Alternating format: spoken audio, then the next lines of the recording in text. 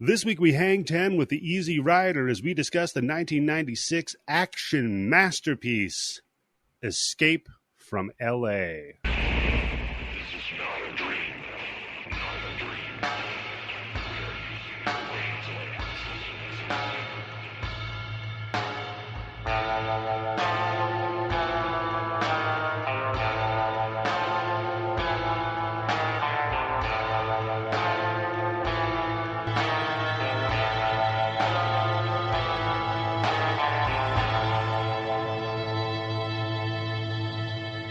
Hello and welcome to the Bloody Bits Horror Show. I am your host, Eddie, the Axe Jefferson, and joining me as always is the guy who got the opening joke, Tim Yobo. Masterpiece? Masterpiece? No, that's not the opening joke. We hang 10 with an Easy Rider. Oh, yeah, no, I got that. That's a reference. It's not a joke. But you got me when you said masterpiece, because I don't know. Uh-oh. And joining us, as always, Tim, is a carpenter's dry nightmare. It's Candice. Yeah. Oh, I love this movie. Uh-oh. Yep. Oh, here we go. Oh, boy, it's already going to start. I feel like the people who love this movie are the ones who have a history with it. But I guess we'll get into that. We'll get into that, though. But before we get into that, sorry we took a week off last week, but shit happens. Here we are, though. We're back, and we're better than ever, just like Snake Plissken. So why don't we start? We have a bonus episode that's coming out, too. So we have a bonus episode coming out. I was going to say, we usually start with what have you been consuming, but I think what we've all consumed, we've all just regurgitated in the form of a bonus episode coming out covering the movie Barbarian. Go see that movie and then listen to the show. Yep. So keep your ears perked for it and go watch that movie. Blind. Definitely. Yep. Yeah, no, not blind. Just don't learn anything about it. Make sure you can still see, hopefully. Oh my God. Well, I mean, what would that movie be like if you just listened to it, though? No, do they make the movies like for the visually impaired, where like there's somebody describing everything that's going on? Oh, shit. That'd be a great movie, right? Tim, that's this podcast. Like I said, we've actually had visually impaired people reach out to me saying that one of the things they enjoy about the podcast is how we recap the movies very well because that's wonderful. Hard for them to see it. That's nice. Way to go, Eddie. No, the only problem is they can't hit the donate button on Patreon. So what are you gonna do about that? With their Braille iPhones. Oh, God damn it, Tim! You Alexa, know what? Yeah. Join Patreon Bloody Bits. You know what we should do just to really stick it to those blind motherfuckers? We should cut like the ending of the movie out from every episode and put that behind a paywall. All right. So yeah, what I've been consuming is Barbarian. I'm going to pass it on over to you though, Candice. What have you been consuming this week? Other than Barbarian, I've been consuming She-Hulk and fucking loving it too. Mm-hmm. I'm surprised at how much I like it too. Between Fresh, between Fresh and She-Hulk and Barbarian, like there's something so wonderful about hearing people, like women in movies, saying the things that I think. And that's what you get when you have females actually like having a hand in things. It's like, no, this is accurate. There's a point in She-Hulk where she starts at her new job working for the superhuman, agency. And the dude's like, here's a map to the best bathroom to poop in. And they're like, thank you. Like, that really got me. You work in an office. The She-Hulk is using it. That fucking bathroom's off the map. Yeah, that was one of my first day at NASA. My boss there, she brought me. She goes, "Here's the bathroom you go to poop at. Here's," I'm like, hell yeah. Yep. The most it's a good show. Yes, I agree. You don't do it on your floor either. What are you, monster? Oh, no. You go to where you work. Customer services. No one cares about them. Just shit on them some more. Yeah, it was over at HR is where we used to go.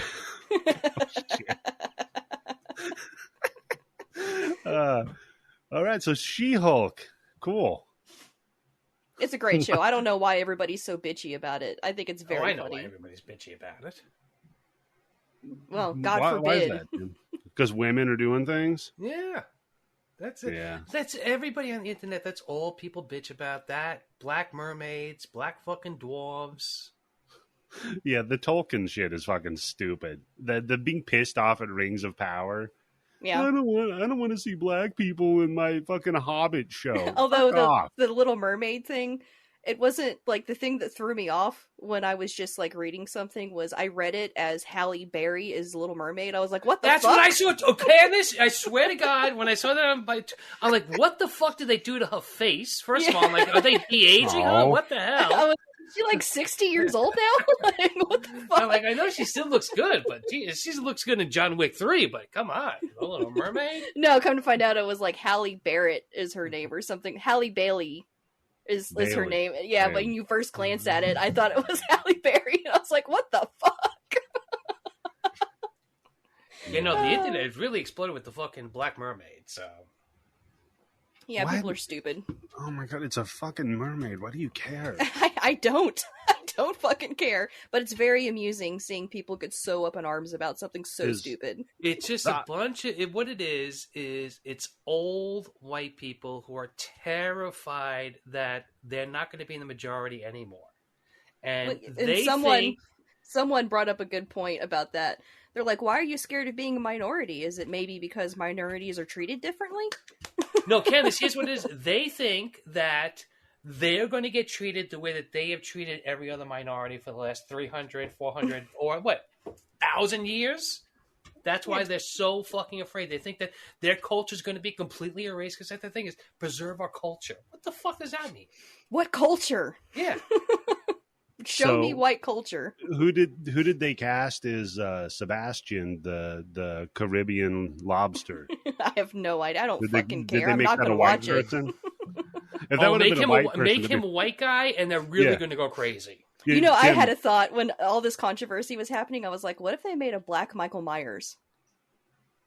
Oh yeah, that'd be They'd be fine with that. No, people would not be fine with that. Yeah, they would. They'd be like, well, he's killing people. Clearly, it's okay. No. So, Tim, I got it. Here's your white, reggae-loving, Jamaican lobster. You cast Robert Plant.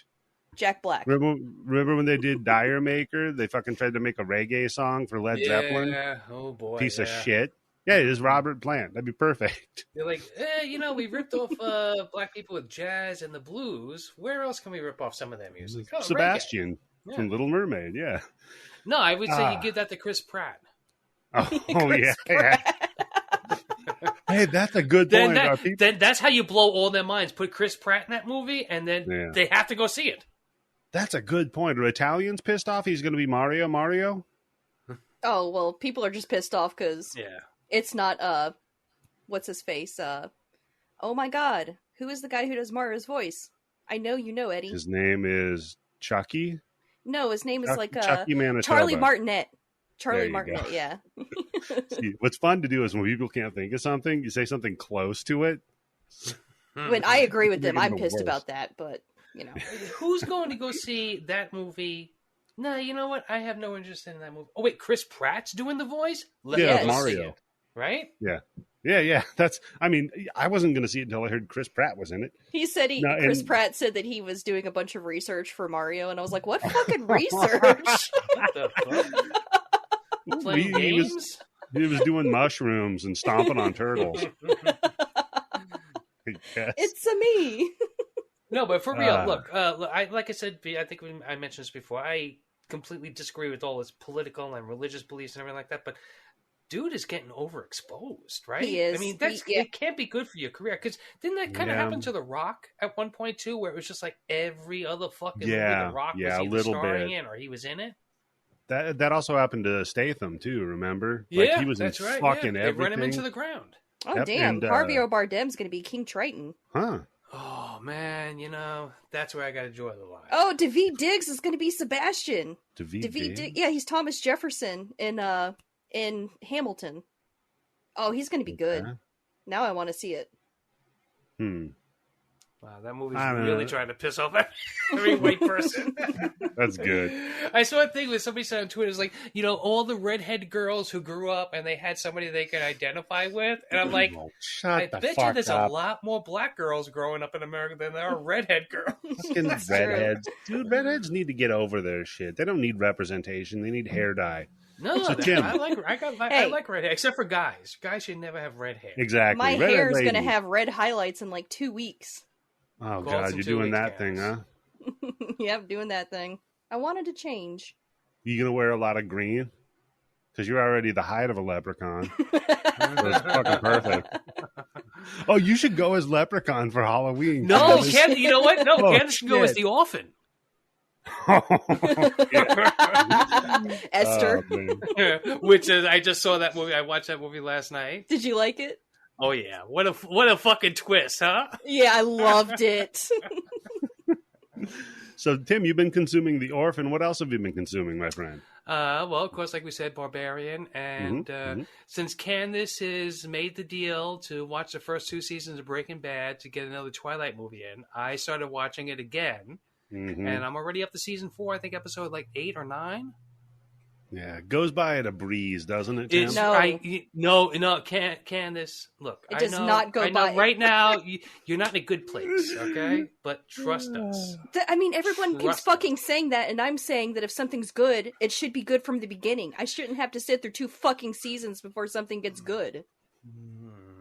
It's one of those things you don't know what you got until it's gone. Yeah, you're going to miss it. You're going to get done with season 2, and you're going to go on to season 3. We'll Oh see. yeah, Apropos if you of don't go on nothing. to season 3 from season 2, you're dead. You already admitted you found yourself liking it, kid. I Yeah, found- see, you got built up to it, and this is where it's starting to get good. Where Hank goes to meet the turtle. I have liked 1 episode. Yeah, the last one you watched, and you're going to like the next one, too. So, Is that the last one you watched? The last one I watched was where he's starting to be a distributor, and they've got their gang, and then the gang, one of the yes. person in the gang gets held up by some junkies. Oh, He just it's hands a about- gun. He just hands a gun to Jesse and says, "Deal with it." And I was like, I don't know. I want to see where that's going. I want That to see what episode- Oh, happens. Candice, you have no idea where that's going. yeah, this is a real good episode you Yeah. got coming up here. Hmm. All right, so speaking of really good versions and episodes of things, Candice, we've got Escape from L.A. on our Shuffle Timber. And when this I one know. came up, you were very excited, Candice. So why don't you please regale us with your history with Escape from L.A.? Escape from LA. It came out in 1997? 96. 96, Yeah, and this is one of those movies, that they would play on repeat on like Showtime or HBO or something. And They so I still watched are. it, and I watched it a lot. And so I know it's not a great movie, but I love this movie. I know it's cheesy. I know the CG is atrocious.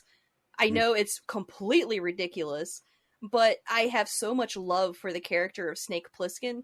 And I was coming up with all these ideas while my husband wasn't feeling good. Where I was like, what if they did like Escape from Cleveland? I'm like, they couldn't really do that now because he's like old man Pliskin now. I'm like, what if they did Escape from Isn't St. that Louis? what everybody in Cleveland is already trying to do? I was like, what if they did Escape from St. Louis? It's surrounded by rivers. It's practically an island. Escape from the nursing home. Oh, Tim. Said it during COVID times. Don't be mean to Kurt Russell. Kurt Russell is a goddamn national treasure. And he is- loves this. Yes. He loves this character too. Of course he does. He if you came up with a good script and you came to Kurt Russell with it, he'd probably be like, hell yeah, I'm in. He's All done a lot right, of stuff Candice. lately. F, Well, Mary, there's- kill. There might be a reason why there was never a third part to this. Candice, F, Mary, kill. You ready? Oh boy. Oh god, okay. Snake Plissken. Right? Okay. Jack Burton. Mm. Oh shit. Right? Mm. And who's McCready? going to be the yeah, I was going to say. Candice already had it McCready. all listed out. Okay, so there you go. You had that in the That's- chamber. That's was when- tough. That was when he was the hottest, right? As McGrady. I think we can agree on that. Yeah, that's true. His beard is magnificent, And that hair, yeah. Yep, those yep. piercing blue eyes. Mm. Yeah. Of course, then he's a lot more buff as Snake Plissken, which Yep, that's true. going into okay, I'll go into that in a minute. But to answer your question, man, that's tough. I guess I would say F, Snake Plissken. Why are we saying F? What the Fuck. I guess Fuck, Mary Kill. Fuck okay, Snake Plissken. fuck Snake Plissken. And marry McCready. He seems like a stand-up guy. And then I guess I would have to kill Jack Burton. Kill Jack I'm Burton? sorry. I don't think he'd probably be very good in bed. He'd probably fumble. You know what? I was going to say, Candice, you know what? You got to play the odds, play the angles on this shit. You kill Jack by fucking the hell out of him. You fuck him to death. Okay, that's how Tim, he gets killed, right? There's no rules okay. on how you got to kill. I got one for you, Tim. You ready? Fuck, marry, kill. Foxy Brown, Jackie Brown, and Hershey. Ooh. There's really no good answers on this one. Let's see. Jackie Brown is the one you marry, right? Yeah. Foxy Brown, because it's been a long time since I've seen that movie. That's the one where she goes in with the guy with the shotgun, right? The heroin dealer? Okay. Great movie. And can we just take the voice modulation off of her? That's what I have in my notes. I was like, would you guys still stick it to Pam Grier if she has that voice? 100%. Yeah, no problem. I mean, you just moan a little bit quieter, okay? Don't do too good of a job. This is Pam Grier. It is Pam Grier. I'm going to kind of have a little bit of stage fright, so I don't think I'm going to have her moaning and groaning too loud. But so then there you go. You know what? Then maybe the Jackie Brown, pressure's she's got down. that money, right? She's been through a lot of shit already. She's ready to settle down. Yeah. She'd kill a little guy like me. All right, Tim. I'll let you bow out of it then. It's too difficult of a decision. Answer? No. Marry Jackie Brown. Okay. F or fuck. See, you didn't answer. Yeah, that's right. I didn't. You fuck Hershey and you kill Foxy. Yeah, but that's the youngest version of it. I know. Oh man, my husband. I guess you got that big ass afro, right? Yeah. Yeah, kids. Every man does. That's a stupid thing. A stupid thing to say. Can you imagine I enjoy carbohydrates. She-Hulk. She'd make a great She-Hulk, man. She's got guns. She would. Then people would be mad. She's got the assets. She got them tiggle bitties. Oh yeah. Oh yeah, we were doing a show. Fuck. All right, so put your pants back on. I mean, I'm not going to do that. So, written and directed by Deborah Hill, co-written by. Why didn't you get a fuck, marry, kill thing? Because you guys would have to come up with it, and you're not that good at it.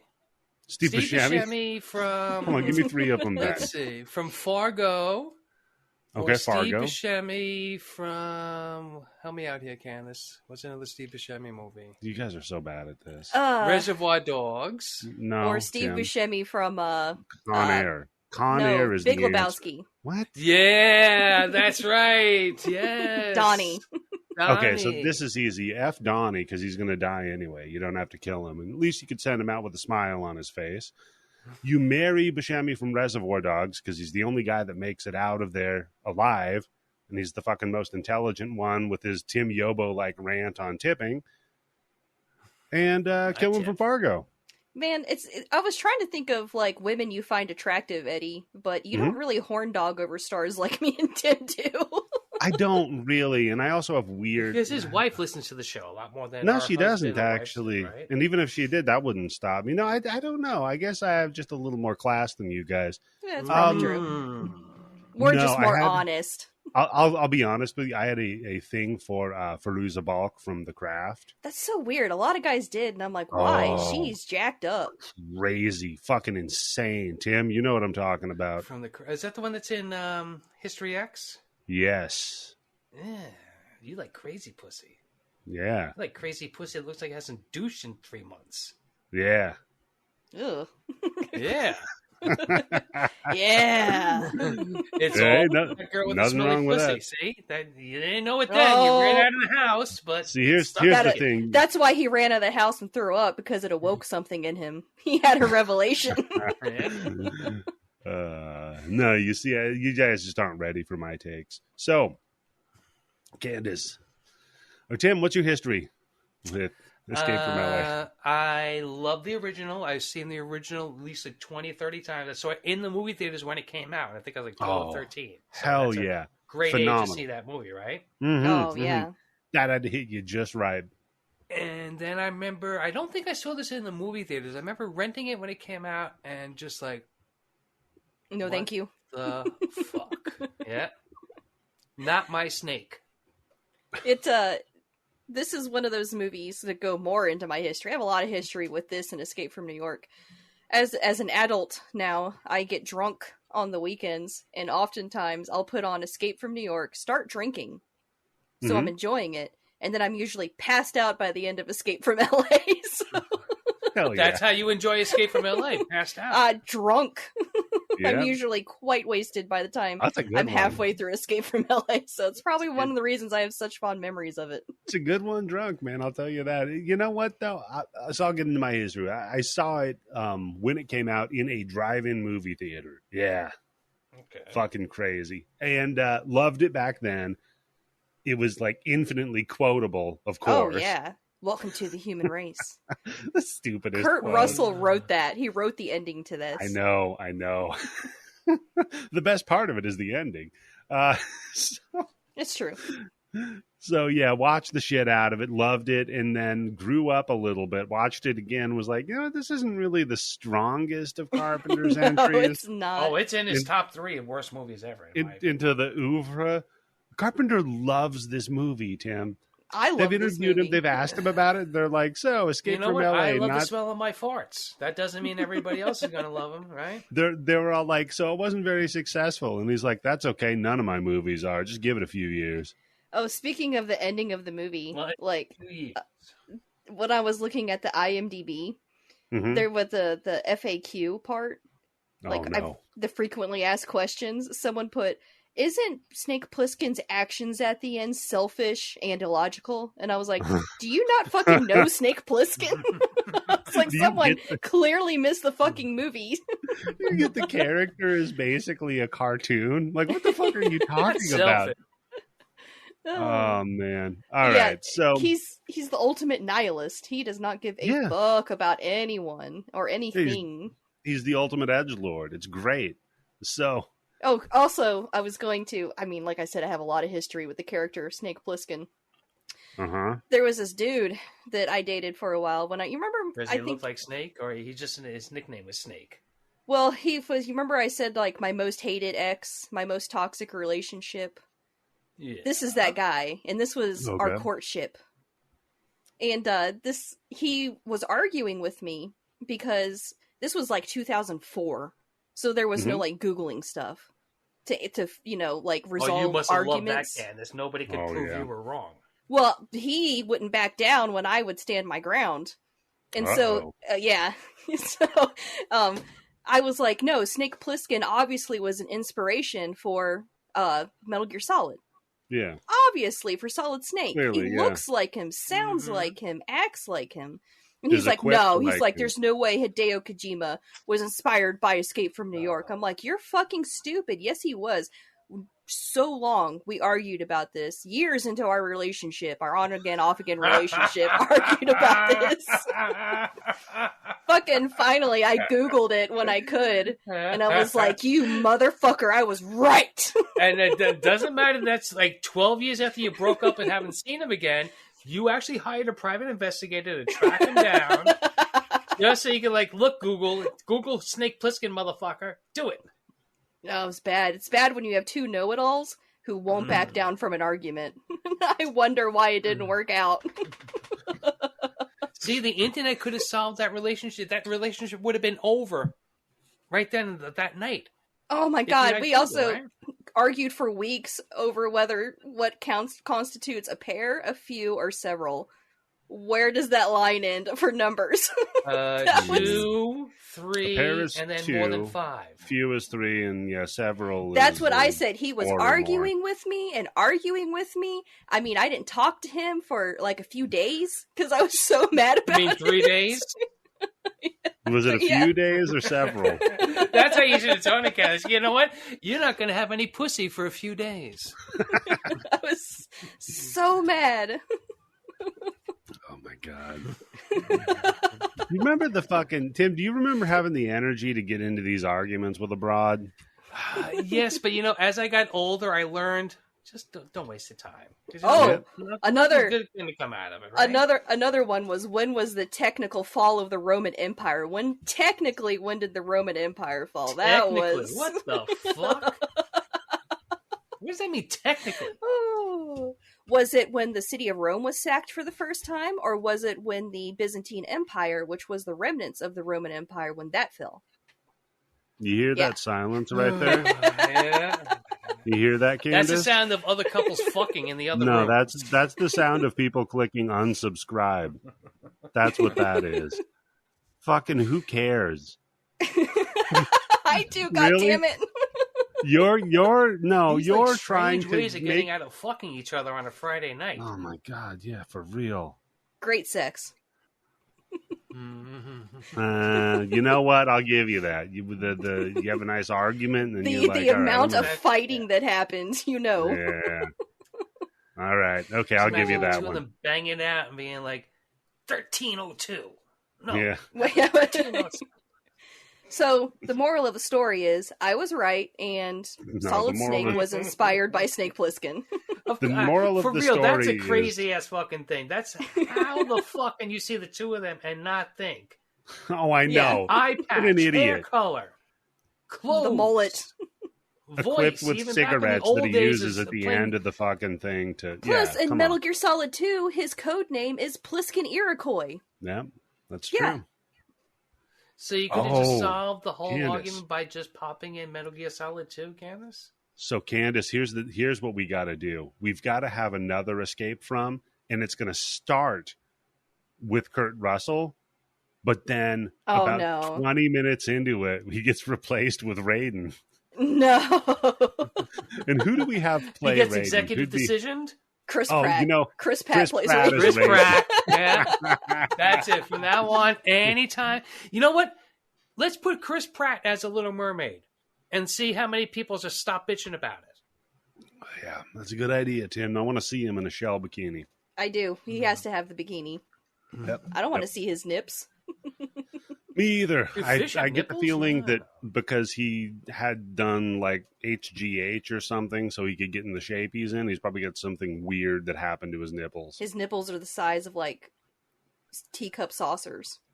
His nipples are the size of like globe grapes. You're going to have to bleep this out. Maybe his nipples are the size of that bitch from Damn. bleep it out. No spoilers. Now I'm not bleeping it out. No, bleep it 28 out. It's minutes funny and because then 22 people are going to be like, seconds. what the fuck movie is he talking about? Okay, let me make a note here. 28 minutes, Don't bleep out. 22 seconds. Thanks, Tim. There we go. All right, so starring all-star cast.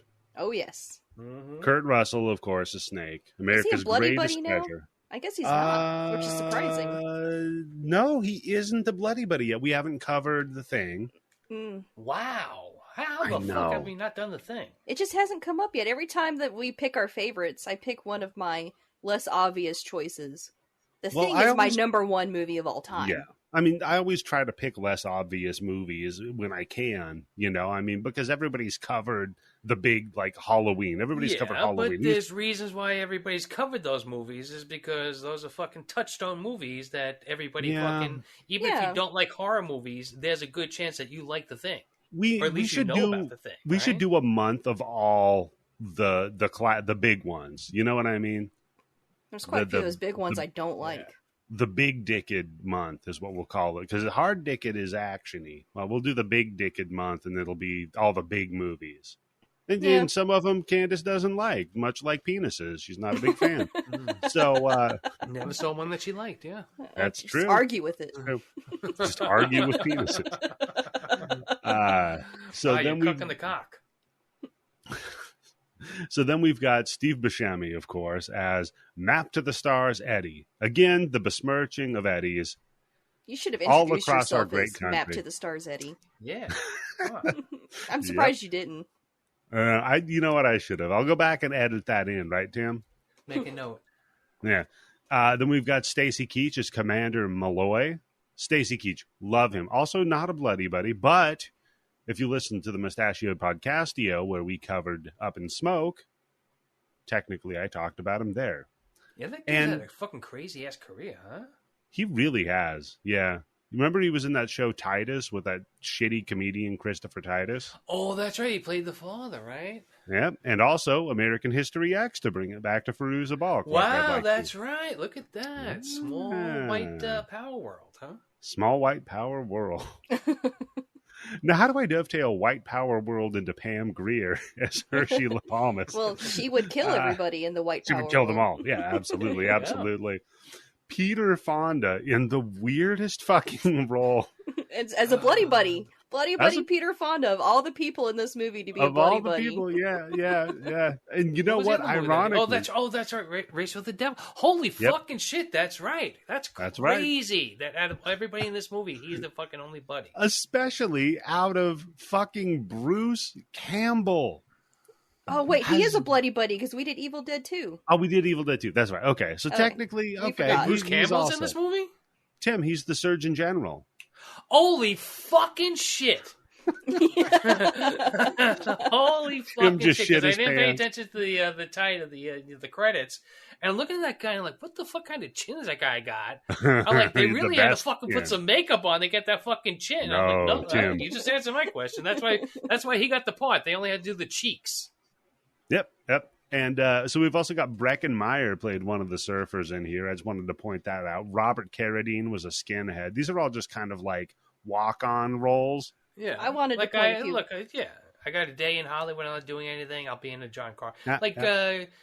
With James Bond doing the fucking Star Wars movie, right? Yeah. I wanted to point out some people that I figured you might miss. Michelle Forbes, who is she's the military chick in this. She's Admiral Kane from Battlestar Galactica. Oh God, that's some nerd. And I've seen her in other stuff too. Yeah, right. She's in a bunch. Yeah, and then AJ Langer, who's Utopia in this movie. Do you recognize her? Oh yeah, Do you recognize her when she was from, a little girl? My So-Called Life. No. Well, yeah, she was. but that's not what I'm talking about. Don't fucking tell me no. Okay. I'm gonna say Law and Order SVU. People Under the Stairs. Yep, she's the little girl from People Under the Stairs. Yep. The President's Daughter. Yeah. Wow. Yeah. Okay. Because I thought I recognized her, but I didn't know from where. So. Yeah, I know. When I watched this movie, at the time I'd seen People Under the Stairs, I had it on VHS. So when I watched this movie for the first time, I was like, "Oh my god, she looks so fucking familiar." Another badass movie. And of course, I didn't have Google or IMDb, so I couldn't look her up. It's a good thing you didn't have a fucking toxic boyfriend. And according to Internet Movie Database, Isaac Hayes, Duke of New York, #1, as the basketball guard. Really? That's what it says, but it's also unconfirmed. I think there's just like a black dude there, and they're like, there's just a black person there, and they're like, "Oh, that's Isaac Hayes." I know. That's what I'm saying. He's got glasses on.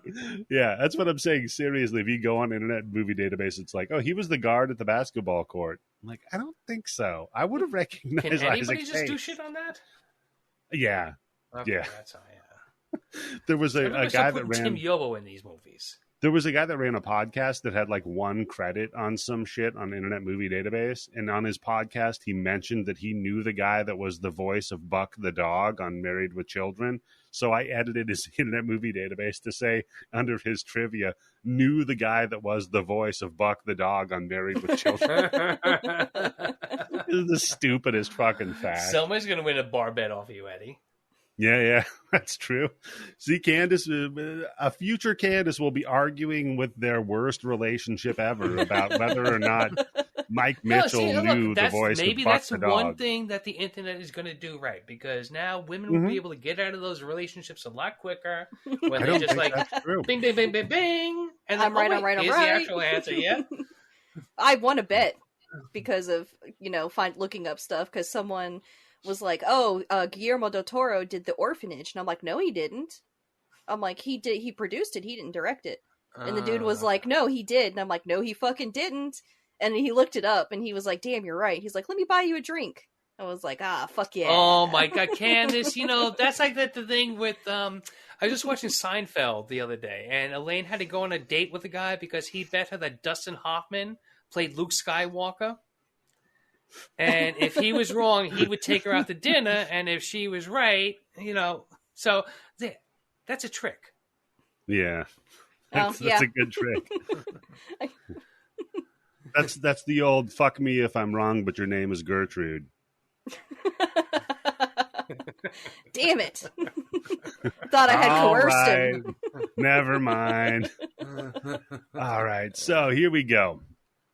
We kick it off. First, I love the shitty 90s fucking CGI intro. And Candice, if your boyfriend saw this intro and was like, that has nothing to do with Metal Gear Solid, idiot. Yeah, seriously. Idiot. Fucking moron. Moron. What's this guy's first name? Ian.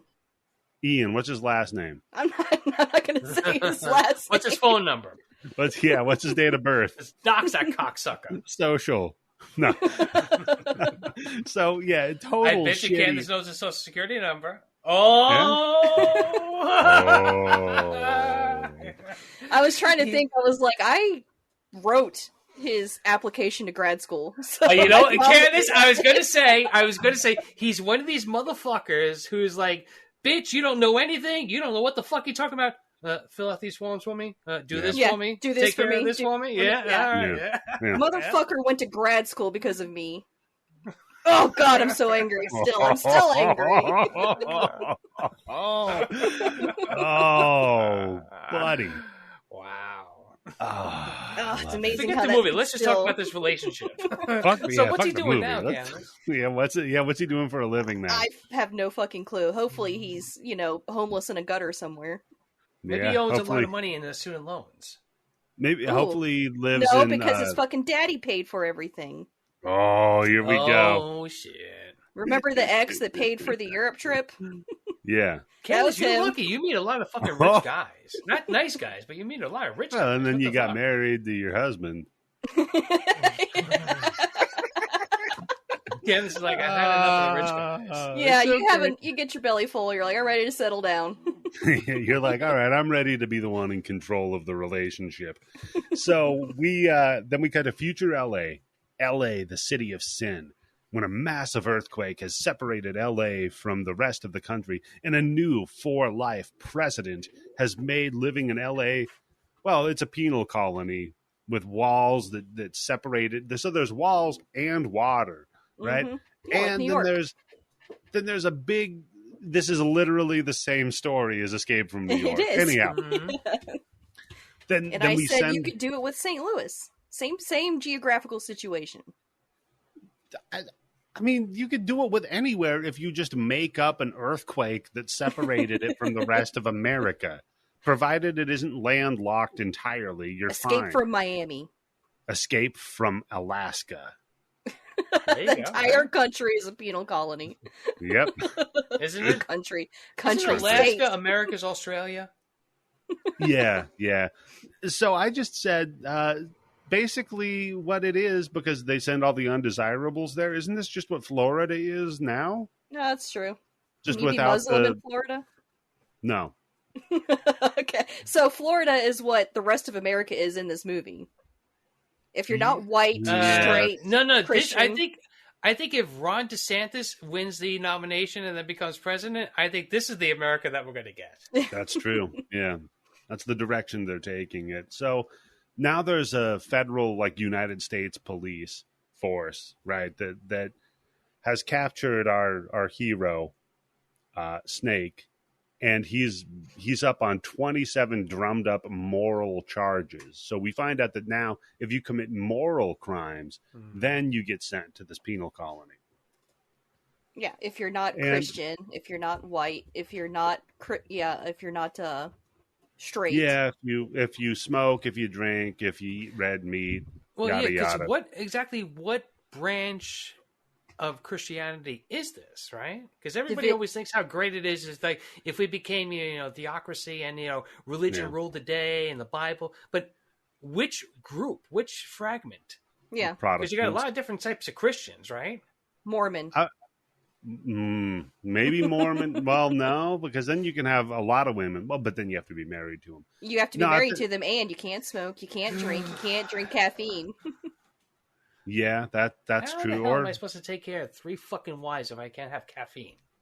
Wait, can Jehovah's Witnesses have caffeine? Yeah, you can.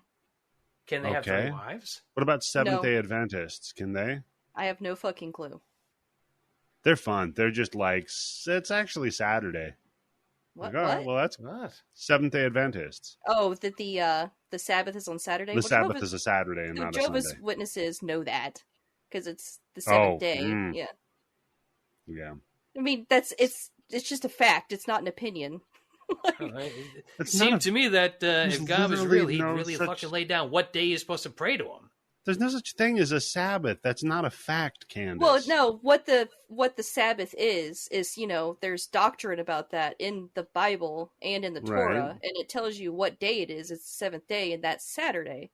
So Saturday is the Sabbath according to these religions. But also, there was no July and no August, so your entire date configuration is fucked up.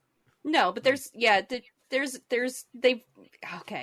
I know what you're saying. I know what you're saying that all religion is Googling shit right now. I understand what you're saying is that all religion is made up, so you can just say whatever the fuck you want. But I'm saying that by the doctrine set forth thousands of years ago.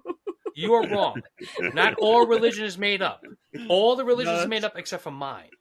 That's true. That's true. Anyhow, so the one real religion won out, and that's why you can't have red meat on this fucking movie. So they tell Snake. And by the way, I love like the little digs they get at him this entire movie. Oh, I thought you'd be taller. Oh, they say that all the time in Escape from New York. I thought you were dead. Thought you'd be taller. And I like the comments on like, look, he looks all retro. Like, the good old days. Yeah, he's still got the feathered mullet, and he's still got those like jeans. Yeah, but the shit works. Back. Keep it going, right? Fair, he's a very distinctive looking person. He does not blend in with the eye patch, and he's peacocking.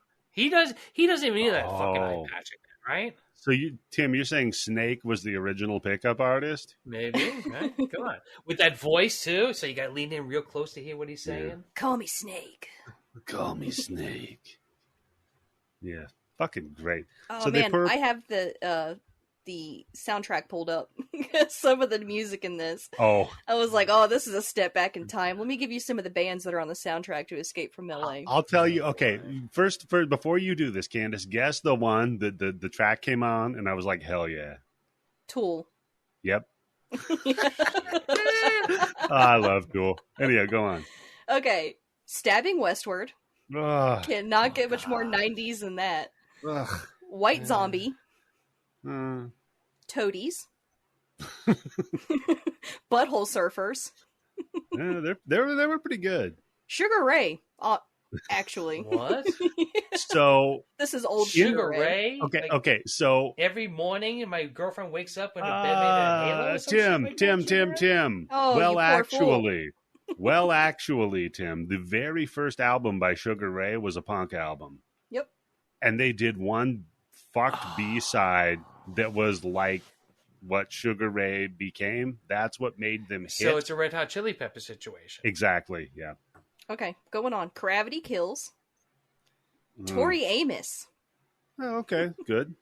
Ministry. Hell, fucking yes. Fuck Clutch. You, Tim. Clutch. And the Deftones. Wow, holy fucking shit. I actually knew a lot more people on that soundtrack than I thought I would. And none of them are good.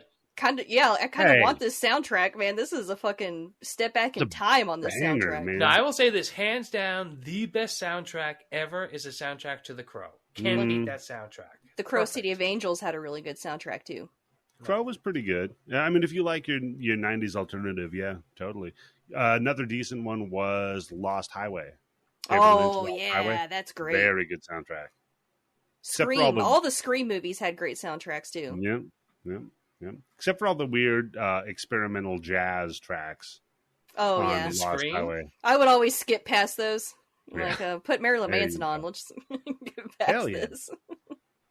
So, they perp walk Snake through, like they're taking him over there to bring him to L.A. And I like that they're like, look, you can either go to this penal colony for the rest of your life, or you can just ride the lightning real quick and get the fuck out and jump in an electric chair.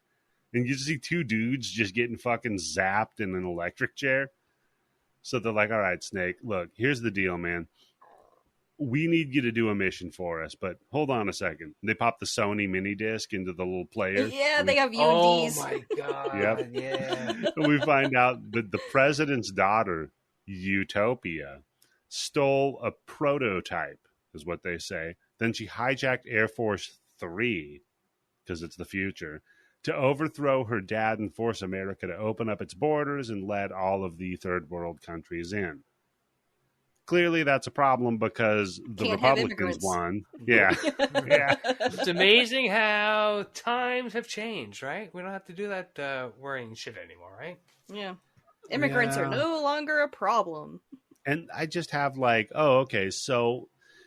And it's weird, like the same kind of notes that this hits with They Live, where you've got the oppressive authoritarian like theocracy that's fucked up. And we try to be like a little considerate of the other, but the problem is in this one there's no positive representation of the other. They're all just killing each other in LA. Well, except for the chick. She's just like, hey, this is the last free place. And then she gets shot for it. And then she gets got. And you know what? I'm watching and I go, oh, thank God. I don't want to have to see her for the rest of the movie. Okay, so this movie, it takes place in the far-off future of 1998. Yeah. No, it's 2013. It says 1998. It's 2013. 1998... Yeah, no, it's 2013. Oh, shit. Google the shit, Candice. I'm doing it. You goddamn right. I know. What year does Escape from LA take place? Okay, because... Wait. Oh, fuck, it is 2013. Oh, God shit. Damn it. Oh. So Eddie just one of your ex-boyfriend. He was actually right. Look at that. Because I was confused because I could have swore at the beginning of the movie. So you know what, Candice? Now I'm doubting you. Maybe your boyfriend was right a lot more than you're giving him credit for. I mean, he was right a lot. I just refused to admit it. Oh, yeah, there you go. Yeah, toxic. Yeah. I was so confused because I swear it said 1997 or 1998 in the beginning of the movie. And I was like, wait, doesn't Escape from New York take place in 1997? So this is just like 1 year after, but no, it's 2013. Candice, in 1998, the person who was president was elected. Then, in the year 2000, there was the massive earthquake that he predicted that separated LA, and the law was passed that he could be president for life. Then in 2013 is now. Got it. So because he predicted the earthquake, they made him king? Yeah, because he has powers. Yeah. Wouldn't you want a world leader who could predict the future? Tim. Well, I mean, come on. Saying there's going to be an earthquake in California or Los Angeles is going to fucking sink into the sea. It's just a matter of time, right? Yeah, but you know how many people have predicted that? A lot. And you know how many of them have been right? None. No, it's just a matter of time before one of the nut jobs are fucking right. You don't elect them fucking president for life. But he was already president, Tim. He was the religious, crazy president. He was Trump. Imagine if Trump predicted while he was president. No, stop. No. I'm watching this movie. I'm like, this guy's not Trump. This guy's DeSantis. This is the guy from fucking Florida. Yeah. No, that's fair. So, anyway, now that we know that I was right, we can go on. Yeah, now we can go on. Thank you, Candice. Next. So they're like, all right, they popped the thing in. President's daughter stole the prototype, hijacked Air Force 3, and wants to overthrow her dad and force America to open the borders. Then she took an escape pod to L.A., and it turns out the whole time she was in VR chat with Cuervo Jones, which is the worst tequila you can get. It comes in a plastic bottle. Yeah. Also, her cyber world, it looks like Peach's Castle in Mario 64. Yeah, that does. It looks so shitty. And it's, by the way, this guy supposed to be like dollar store Che Guevara? Yeah, clearly. Is that what? Yeah. Okay. So basically, well, how many people look like dollar store Che Guevara? There's a lot. There's a lot of people who look like that, or did in the 90s. They did in the 90s. Yeah, that's fair. Rage Against the Machine was into him, and then... oh man, that really like catapulted. For the longest time, I don't know who the fuck that was. Wait a second. Rage Against the Machine's political? Yeah, Tim, they're very staunch Republicans. That's why your friend Spoolie or whoever the fuck. No, that's just something that just always gets me is how people like today are like, hey, you know, I used to love Rage Against the Machine when I was young, but now they get no fucking political and shit. Yeah. That's why you got a Che poster on your fucking wall, asshole. Idiots. That's the same with like fucking System of a Down, right? Oh, they're political? Oh, you mean the people that are like, yeah, you motherfuckers need to like acknowledge the Armenian genocide forever? Or the band that has a banger of a song all about decriminalizing drugs and treating them instead of just throwing them in prison? Yeah, they're political? Crazy. So, all right, Snake, you got to go get the black box, and we'll give you a full pardon. He's like, yeah, I've heard this before. No. They're like, all right, well, we're going to inject you with this shit that's going to kill you. He's like, well, who's going to do it? Who's going to fucking do it? Yeah. Oh, the lip he gives them is so good. Love Snake, man. He's so good. Tim's still not enjoying it. Then we find out. No, this part's okay with me. This part, I have no problem at all with the part where they're like taking him in, like they're giving him the mission, because this is like the original. Yeah. Beat for right? beat. It's taking it serious. Yeah, except instead of having a bomb inside of him and needing to rescue the president, he's got a virus inside of him and needs to rescue the president's daughter. But not really. He can kill her because she's already considered dead.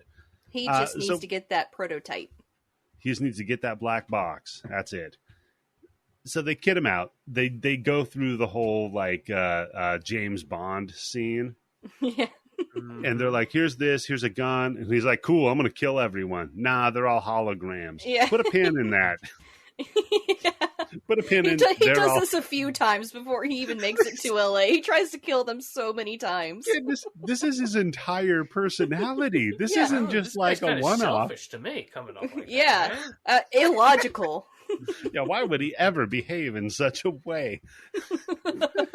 Where people like him would be kings, right? Yeah. So he takes a swing on the president and just goes right through the hologram. Boom. They're like, yeah, he's going to die. Played by Cliff Robinson, by the way. Cliff Robinson. Yeah. Yep. So they kid him out. They're like, all right, here you go, Bond. Here's your blow dart that you can put in your mouth. Here's your hologram kit. Here's your stealth armor. The stealth armor. You mean the leather daddy duster? Yeah, it looks awesome. And it shows he's got the snake tattoo rising out of his pants. Yeah, we got one for the ladies because we get to watch him get all dressed up. You know, the shirtless Kurt Russell prime cut. And supposedly this is the original costume, right? Because I remember when this movie came out, that when Kurt Russell was talking about it, he was saying that he was so proud that he was able to fit into the same costume 20 years later. Yeah, that's pretty cool. I mean, I'd be proud. I definitely cannot fit in my clothes from 20 years ago. so Candice, when Snake was putting on his stealth outfit, your boyfriend was like, that has nothing to do with Metal Gear Solid. I don't see any resemblance at all with Metal Gear Solid. Fucking moron. What's that? So then Hideo Kojima could have never seen this movie. No. Wait, Snake Plissken, he's hiding in a cardboard box, moving around slowly in front of the guards? What the fuck? Yeah. One has diarrhea. I mean, that's, to be fair, though, Candice, Hideo Kojima was not in any way influenced by Hollywood or G.I. Joe. Yeah, or Terminator or any of those movies. He's never seen any of them. Right. No. If only there was some way that American culture would be spread across the whole world. Yeah. Yeah, Tim, that's a good idea. We should start doing that. The only thing is, Tim, we got to make sure that we limit the stuff from 96 because the CGI. I also had this great idea while I was watching it, and I always get it when I'm drunk and forget. Because I'm like, this would make a brilliant video game. It Look, looks like Candice, a I have video written game. down this movie was made to be a fucking video game tie-in somewhere because it's almost like one stage after another with what you've been doing with the surfing. Then now you got to do the basketball thing. Now you got to do the shootout thing. Now you got to do that flying with fucking bat wings or whatever the fuck it is. Yeah, now you're hang gliding. Yeah. You got mini bosses. You got levels. Hell yeah! Hey, do you remember in Metal Gear Solid how Snake got to outer heaven? Yes, I do. Yeah, underwater, right? Yep. Yeah. Which is the one where the whole thing was a fucking VR game? You spent 72 hours watching fucking cutscenes. Guess what? You're really just sitting in a fucking computer watching. Yeah, that was 2. That was 4. 4 had some egregious cutscenes. 4. No, Tim's talking about the one that was all VR training. Yeah. Oh yeah, that was 2. Not just the cutscenes. They all have that was bad 2. Yeah, because it was all was 2? Raiden's VR training. That might have been the last one I played. Tim, you should play pissed me 3 is the fucking best. Oh my god, I love 3 so much. Snake Eater is so fucking good. You know what? Let's just not do the podcast. Let's go play Metal Gear Solid 3 Snake Eater. Exactly. Can I press a button to get rid of the cutscenes? Snake Eater. Because I remember going to get something to eat, taking a shit, masturbating, and then coming back, and the game was still fucking going. The fight with the end on that is so fucking good. I cheesed it. I clocked my PS2. Oh, really? Wow, yeah, I did. Candice. I did the bird trick. I let his bird go. Mm. Yeah. Anyhow, such a great game. So yeah, we get the bad. Okay, 2 years before this, Jurassic Park came out. They had a similar. They had a similar budget. John Carpenter's not getting fucking Jurassic Park. He's not getting Spielberg money. Yeah. Oh, okay. You know what the budget was for Jurassic Park? Nope. $62 million. You know what the budget was for Escape from LA? Nope. No way. $50 million.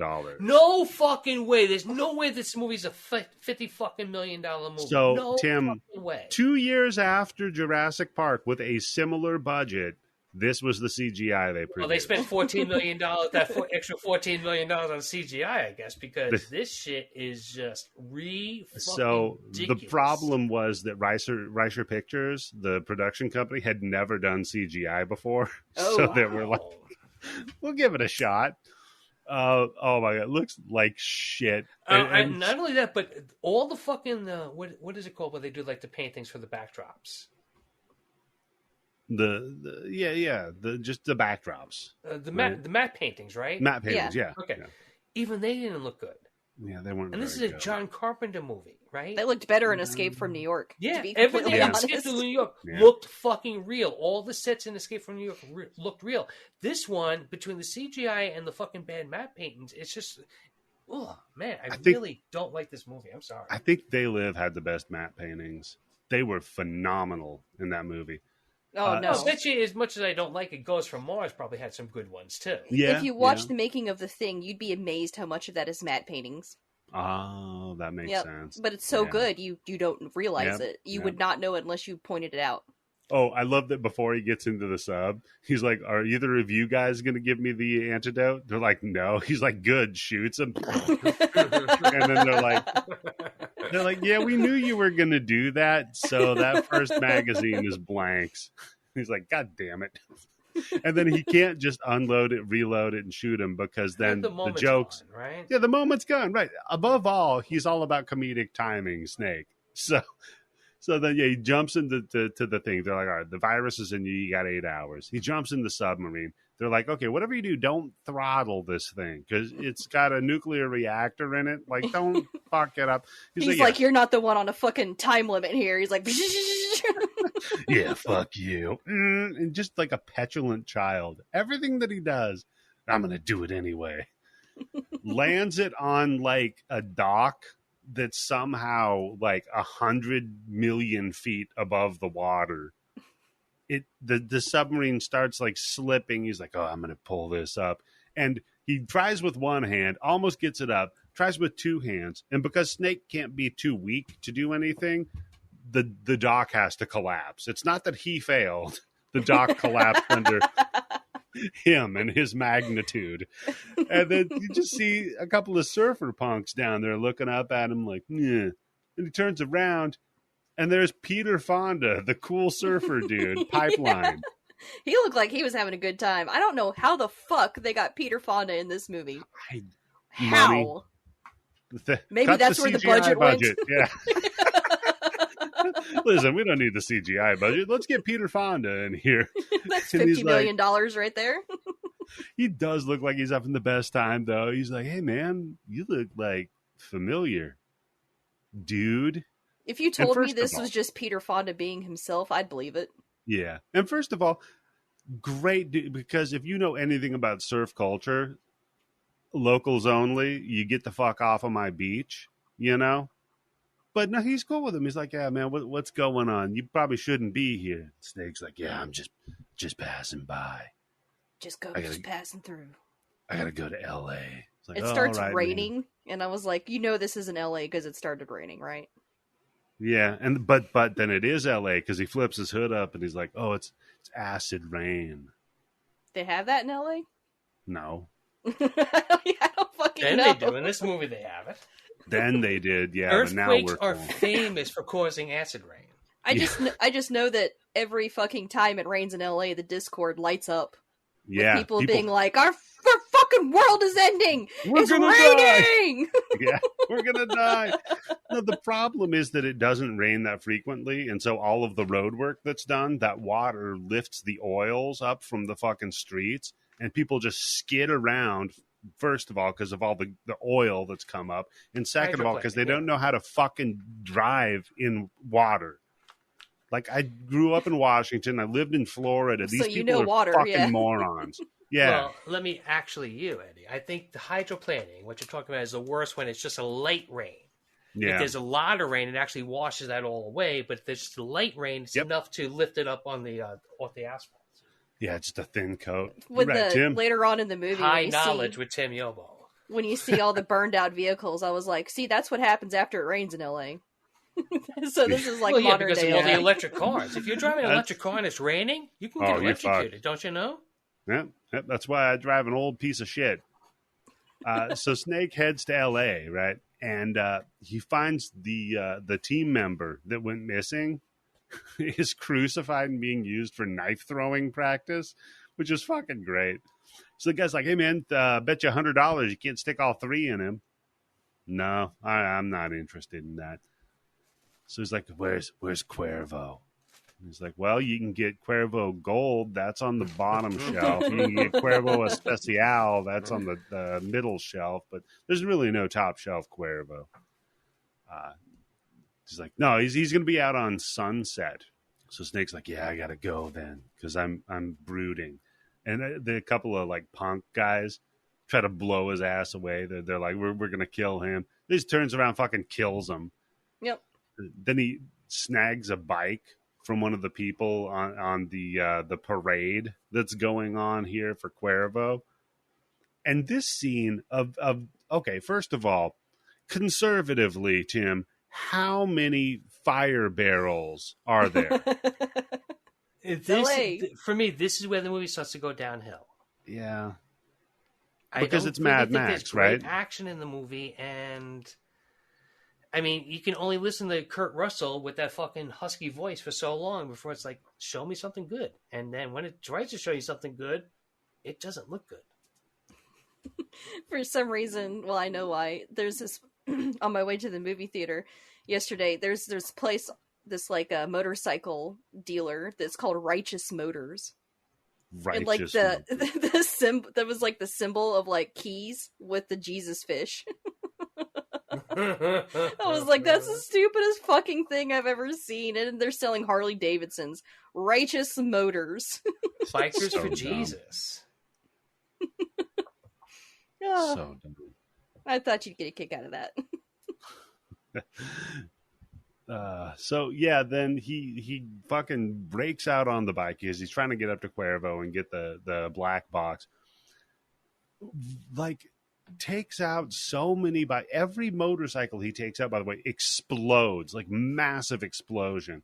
Gets up to the head of the pack, and there's a dude on a horse, shoots the guy. I expected the horse to explode. Should have exploded, right? Yeah. So then Cuervo pops up and gives him a bola tie. And I was like, Candice, I thought you didn't like these. Oh, very funny.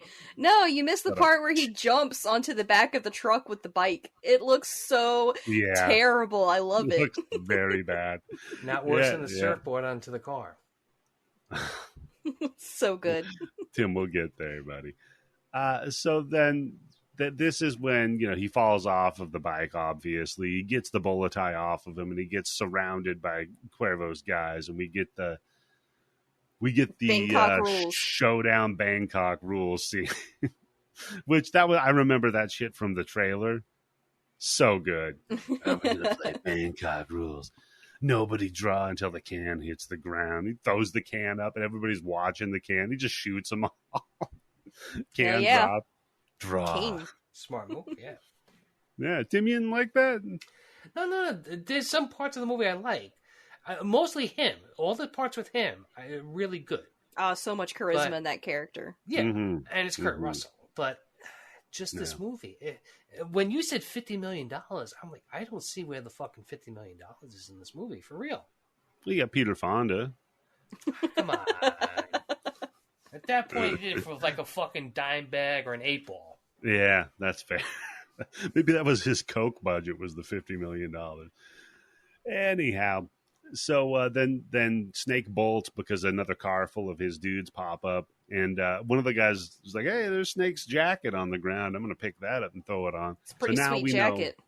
It's a sweet jacket, but it also has the hologram projector in it.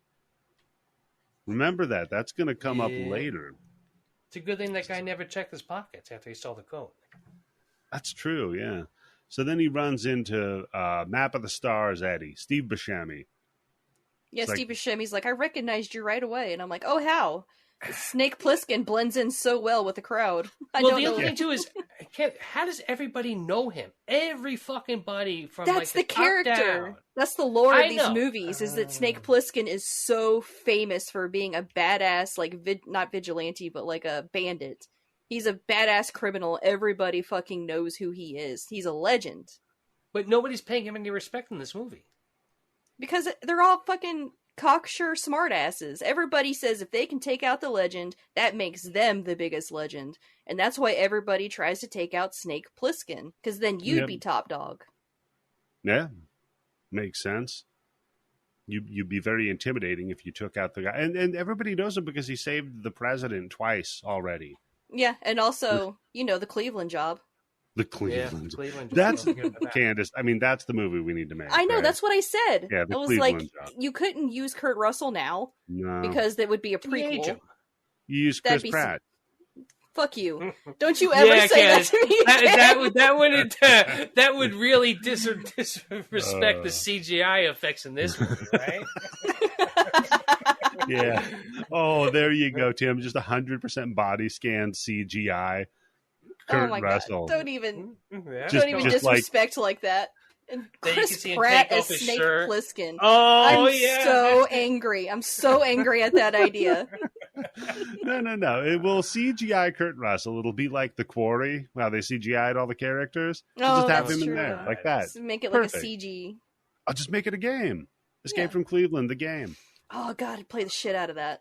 Yep, same. So then, Carpenter loves video games, right? As long as you exactly. have the As long as you gave him money, he would give you the rights and be like, fucking go to town. Yeah. I'll play the game when it's done. So he gets directions, and along the way he meets Taslima. Don't get too attached to that name, by the way. I couldn't stand her in this movie. And they get abducted by monks. And they have matching mullets, I gotta say. They do, yeah. Yeah, the mullet doesn't help, Yeah. So they get abducted by monks. And they get taken to a place full of people that look like that Twilight Zone episode where the chick had the bandages on her face. I thought that it was funny because these are supposed to be the people who had too much plastic surgery. And I'm like, this just looks like the Oscars. This just looks like the crowd of people at the Oscars. Yeah, they had Meg Ryan in here, and they didn't have to do any effects. Exactly. Poor Meg Ryan. What's his name, too? Played Marv in Sin City. You could throw him in there. Oh, yeah. Mickey Rourke. Mickey Rourke. Oh, yeah, that's right. And he's got a nice coat there, too, right? Yeah. He was a fucking good-looking dude back in the day, man. No, he wasn't. Yes, he was. No, he Candice. wasn't. Candice, you're an idiot. Yes, he was. You're talking like Pulp of Greenwich Village. Yep. I'm talking about Angel Heart. Yeah, I watched Angel Heart recently. I don't fucking get the appeal of Michael Rourke. Mickey Rourke. He's that guy Ian that took you to Europe. But... That's the guy who looked like Skarsgård. Yeah, Bill Skarsgård. Yeah, he looked and like Benedict Cumberbatch. They were very similar. Wow, he was very tall. Literally walked into a gas station with him. He was buying something, and the chick behind the counter says, "You look like a Russian supermodel." Ew. And I was like, Damn. I'm his mousy And you let girlfriend. him go, Candice? Come on. He was an asshole. Are you kidding me? He's like, Russian supermodels are actually the most famous Russian models in the whole world. And you're like, after all the fighting, he looked really, really good naked. So you learn to forgive some things. Yeah. You got some ghosts in your past there, Ken. It's not just guys that do that kind of shit. Women do it too. Totally. Believe me, I know. That's how I got half my lays. Yeah, exactly. Oh, man. So then we're introduced to Surgeon General Bruce Campbell.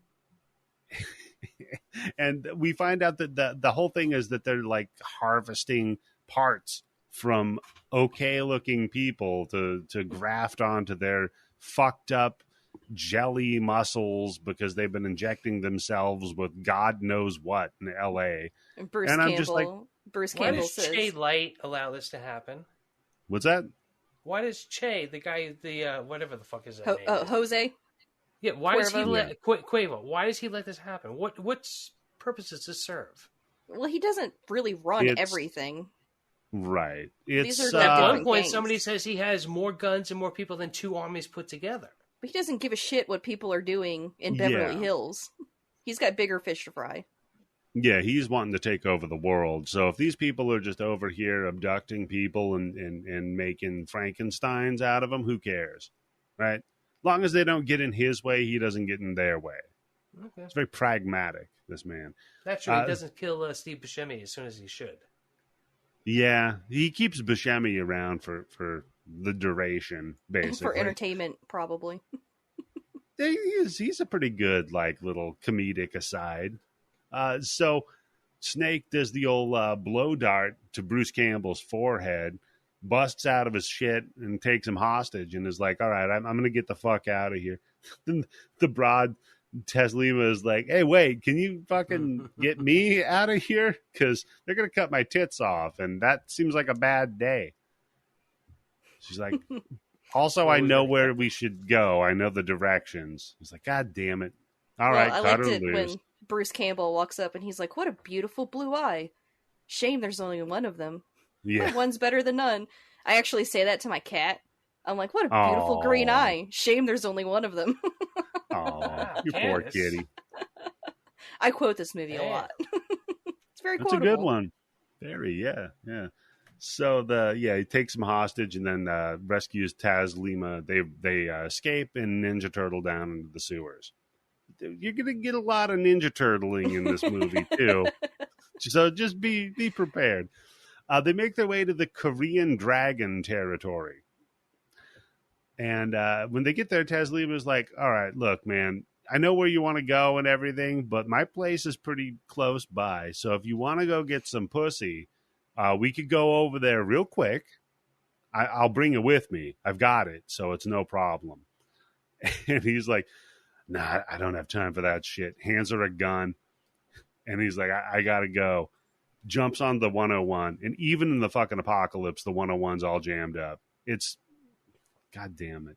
Exactly. That fucking highway. Because it rained. Yeah, this is what happens. Yeah, it was clear before the rain. It was fucking fine. But then this broad follows him because, she wants that snake. Snake Plissken, come on. She wants that solid snake. Exactly.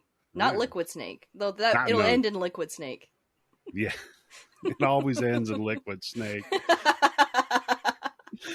That's one of my favorite Chris Chan asides is Liquid Chris. Oh, yeah, I got that far into the story. Yeah. Oh, it's so good. Liquid Chris is the fucking greatest troll in the history of the internet. Well, we got to cover it, man. You keep saying it, but it's a never-ending story. And each chapter is like a 7-hour fucking episode. I know, and that's the problem is until they're dead, we can't really cover it. Like, man, it's so good, though. Anyhow, so it turns out that the reason that she's here is because she was a Muslim. And that became illegal because of DeSantis, like you said.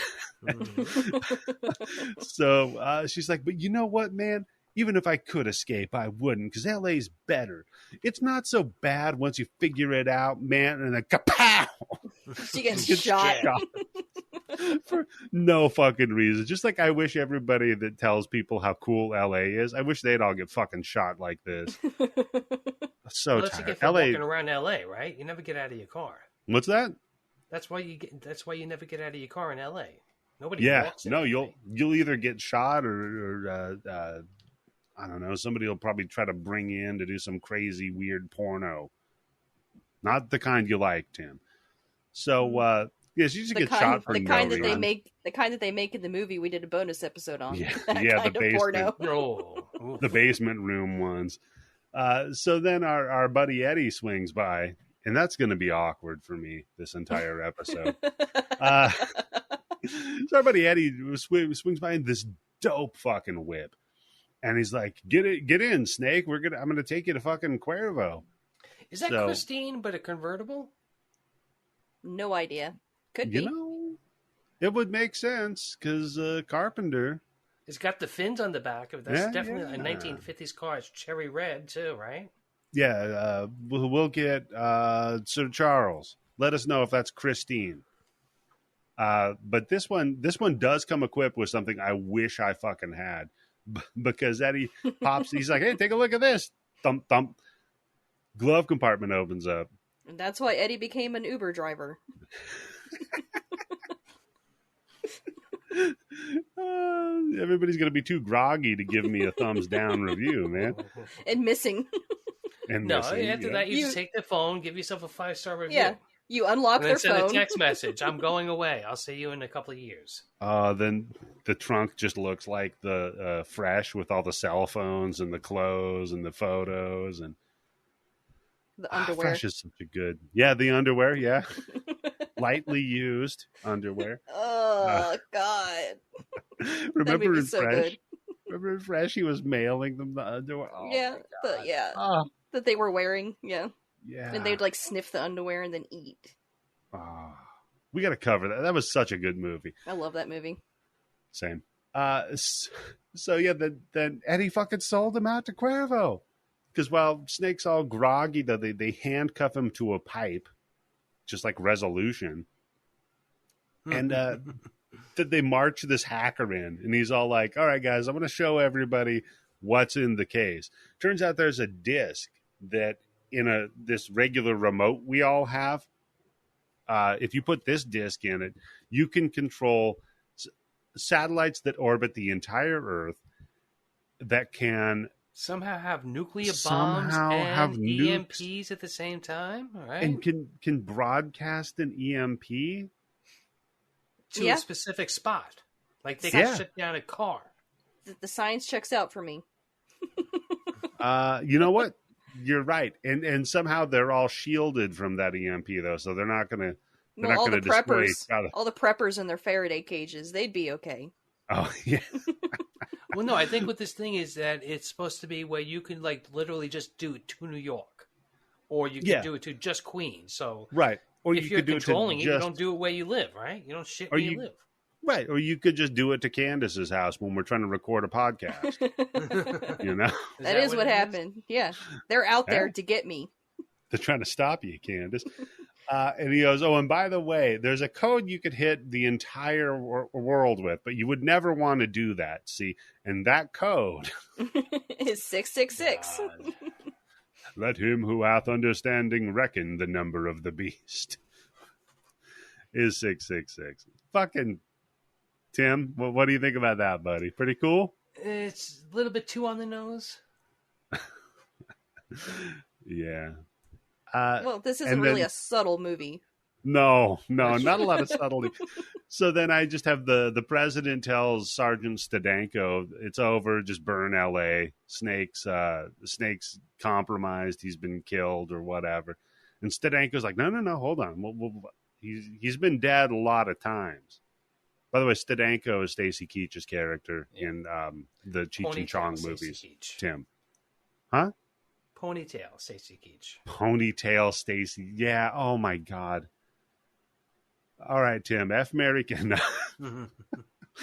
Ponytail and then that crazy beard dye that they used on Stacy Keach. And Stacy Keach from Body Bags.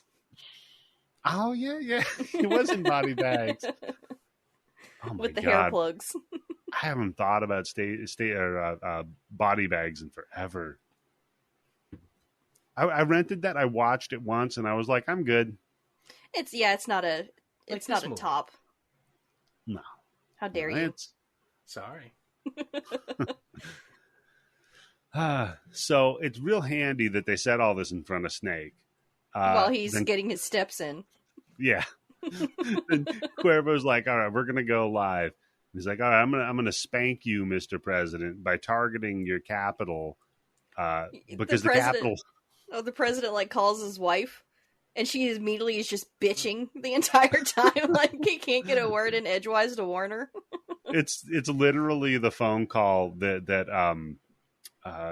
Tom Atkins makes in Halloween 3 when he's trying to explain what's going on, and his wife is screaming at him about the fucking Halloween costumes and where is he.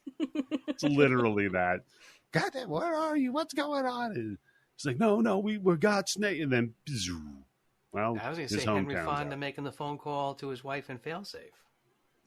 Okay, that's another not horror reference, but sure.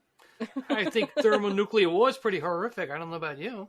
And when Cuervo's making the video, his live address to the entire country, he's like, if your wife is anything like her daughter, she's so sweet to eat, but she will not shut up. And you just hear off screen, hey! Hey. Yeah.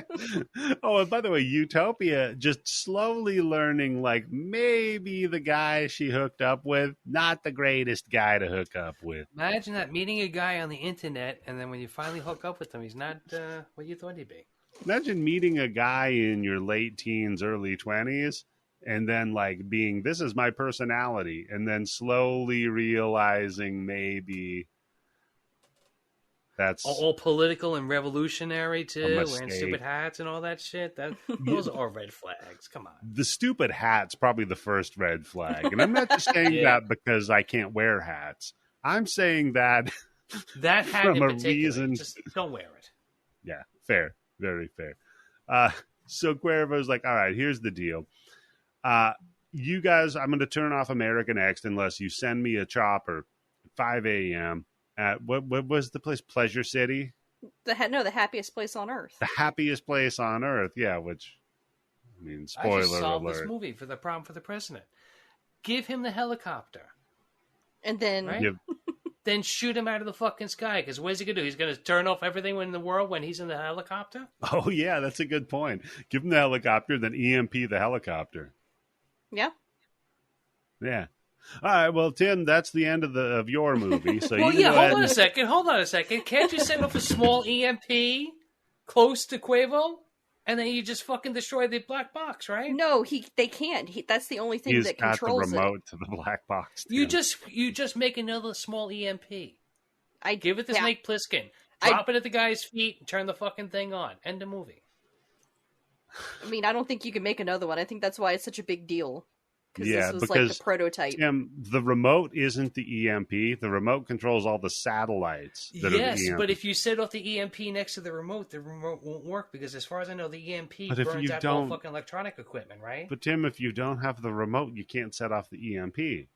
But you just go to the store and buy another EMP. Tim, the EMP is a satellite. So you go to the store, you buy a satellite. No, the EMP is in the satellite. Yeah, it's not the satellite. So, but then how are you going to control the satellite if you don't have the remote? Yeah, then all those remotes or all those satellites are a waste, Tim. Or you just go to you can always make another remote, right? After exactly. the first one's destroyed and it's not going to do anything to you, that's going to fuck you up until you make another remote. Yeah, you go to Radio Shack and get a universal remote, then you just got to sit there and keep hitting the 4 digits in until you find the right code to control all of them. I think it's 666 if I'm not mistaken. And then there you go. I know. So everybody in the world has a universal remote. Everybody turn the satellite on and off. Everybody point your remotes to the sky. Maybe the combined energy will reach outer space. Keep hitting the power button to see which one turns something off, and then you know that's the right code. Are these, by the way, these jokes right now, do they still exist? Do people still buy universal remotes for their TVs? Grandpas do. Probably. Well, I mean, if you lose the remote controller breaks, that's got to be a lot cheaper than buying a fucking replacement for your Sony or Samsung. Nowadays, it's probably cheaper to just buy a replacement TV. Yeah, they're pretty cheap. That's true. Jesus Christ, man. So then, they're like, all right, well, I guess we're going to send him the chopper. And they start taking Snake to go play basketball the for deaf another basketball. mini game. By the way, John Carpenter, huge Lakers fan. That makes sense. Yep. That makes sense. So they take him to go play basketball. And on the way, he sees the guy with his jacket, and he's like, that motherfucker stole my fit, that piece of shit. So then we watch what death basketball is. Now, the idea is that you're supposed to make a basket, then run full court, make another basket, and do this 5 times with a 10-second shot clock. No 3-pointers, and you have to score 10 points. Well, you just have to make 5 shots. That's it, right? I mean, because there's no 1-pointer. If they're all 2 points, you just got to make 5 shots. Doesn't matter from where. So they're playing like, I don't know, the most fatal game of horse ever, because this dude gets shot to shit when he misses one. Then old Cuervo does the gladiator thumbs down move, and then they just lawn clipper another guy's fucking head off. And I'm like, what? This fucking, it's like what is it? The clock tower? Or... Yeah. Scissor Man from Clock Tower. Yeah, exactly. Except got his scissors. Instead of being a child, though, it's a really big... spoiler alert for Clock Tower. Instead of being a child, though, it's a real big dude. Then they're like, all right, so Snake, you got to go do 5 baskets. And by the way, now his virus is kicked in more, so he has less energy. Yeah, so this is like coughing and... Yeah, because 100% Snake, he would have nailed this no problem. But now, just like court-to-court shots. Yeah, exactly, Tim. He wouldn't. It would have been no problem. But he's a little under the weather. There's no stupid shit like this in the first movie, right? Well, they have that death match. Yeah, they don't have the basketball mini game. They don't have the surfing mini game. Let's see. They have the parade because they got the chandelier inside the Cadillac, which is a good touch. Yeah, and then they got going across the bridge, so you're trying to avoid the landmines. The landmines on the 59th Street Bridge. Yeah, but I mean, for real, the basketball part is really. I'll take the surfing part over the basketball part. You know what this is, Candice? I figured it out. Tim is just such a East Coast guy. He can't identify with Escape from L.A. That's what it is, yep. No, I just said I prefer the fucking surfing part to the basketball part. I think that's pretty damn fucking Californian up there. East Coast is the least coast. You're goddamn right. So he does it, of course. He makes the full court shot at the buzzer. But then he makes motherfucker... 2 full court shots. He makes 2 half court shots and then a full court shot. Yeah. And then this motherfucker Cuervo is just like, nah, I gotta kill him anyway. Yeah, and Utopia's like, but that's cheating. Yeah. You said he'd live. And I'm like, why is she invested in Snake at this point? I don't fucking know. I think what it is this is where her eyes are opening, like you said before. That this isn't the right guy that she should have given a box to. This is the first argument that Candice and that's and true. Ian You know had. he took her V card. Do you think it was like tender, or do you think it was like kind of rough? I'm trying to judge based on Cuervo's facial hair what it was like. Mediocre. It comes off as all sensitive, but then he's just ripping that shit up. He probably was like all selfish. Wasn't making sure she was having a good time. Yeah, I think you're right, Candice. That's I think the good it was thing about mediocre. a virgin is they don't know they're not having a good time. That's why I only bang virgins. They don't know any better. No matter how old you get, they stay the same age. So this motherfucker pulls out his piece and he goes to shoot Snake, and Utopia knocks the gun away like, no, you're not going to do that, motherfucker. Then we get another one of our tremors that we've been having every fucking 5 minutes. It's LA, Get baby. Yep, get it, LA. That fucks up his other shot and allows Snake to abscond from the scene. He goes over and gets kind of lost in the crowd. Means he took something. Well, he will abscond in a moment because he sets up a distraction. So he puts a rag in a gas can or a gas tank of a car. And no one can find him. He's like right fucking there. And they're all like, we can't find him. And then Cuervo's like, well, keep fucking looking. Yeah. What do you do? Keep looking, idiot. You don't just like, well, you know what? He's gone. Never mind. We look for 10 feet. Can't tell him. Go back. Hey, you know what? It's very brightly lit, too. Again, going back to Metal Gear Solid, the same AI. He's out of my cone of vision. I can't find him. That's what sucked about those early Metal Gear Solid games. You were basically playing Pac-Man in the little mini map. Like you didn't even have to pay attention to the screen. It fucking sucked. Dun, dun, dun, dun, dun. Dun, dun, dun, dun, dun. Snake. So he blows the car up and then takes the black box and absconds with it, Ninja Turtle style, yet again, back in the sewers. But in this sewer, there's like, what the fuck is with the pit? I don't know. You live in LA. You tell us. I don't spend a lot of time in the sewers. Was that just something that was like blocking his way? The pit? In the sewer, right? Yeah, Tim, I don't think that's how sewers are built. Well, with a big there's been pit. how many fucking earthquakes, right? Oh, that's a good point. That makes sense. So it's like a sinkhole, is what you're saying. Yeah, but they don't show how he gets out of that area, right? No, because the what do you call it? The president's daughter pops down there, and she's like, "Take me with you." He's like, "Yeah, fuck off." Yeah, he's like, "I'm supposed to kill you."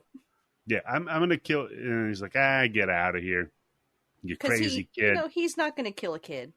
She's basically a kid. Abusive boyfriend. Yeah, go back and just be killed by your boyfriend. I'm not going to do it. I'll let time and your decision process fucking take care of that one. Just fucking Batman. Yeah, I'll let time and your choice of men handle that for you. I mean, with your father as some sort of a like model for what a man should be, you're doomed. That's all I'm saying.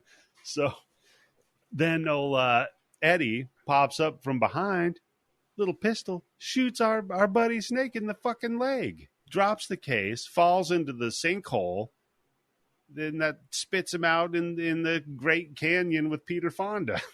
Good timing. Yeah, and I'm like, because they're about to get the mother wave. Again, just video games, right? You jump into like a sinkhole. Yeah. You pop up in another level. Whatever the physics are of that, I guess it's like Portal, maybe. So he shot a portal in the water there, and Peter Fonda shot another portal in this and canyon. Snake is still alive. Yep. But he's fucked up. And Peter Fonda's like, oh, man, that's a bummer, man. Here, let me patch you up. And he just ties off his leg real quick. He's like, Yeah, I'm about to, really surf the crazy wave that's coming from the tsunami, from all of these earthquakes we've been having here. So He also leaves his dune buggy parked right there too in that canyon. That seemed like a bad idea. That's a very good You're not point. going to need it anymore after that wave, right? Oh, you think this is the end of Point Break? This is the last wave? Of course The it is. final Come on. one? I think, well, that's the impression I got with it, right? I mean, you could be right. Yeah. What a way to go, right? Died doing what he loved. So he just gives him some points of advice on how to surf. So now Snake is going to surf. Yeah. Stay on the board. Wait till you He's get like, to the top. Wait till you Yep. crest and then stand up. Yep. Gotcha. And then all you got to do is keep bent at the knees. When you see the shark, just jump The shark. right over it, and you'll be You know fine. those leather boots you got on? Great for surfing. Take a left at Universal Studios. Oh God, this Universal Studio sign that oh my God. Yeah. It's as LA as fucking LA can be. Especially like you said with the plastic surgery. So and Eddie being an agent too. Fucking chef's kiss on that one. So he hops on the board, he's like, all right, you need to go see Hershey. Like, what?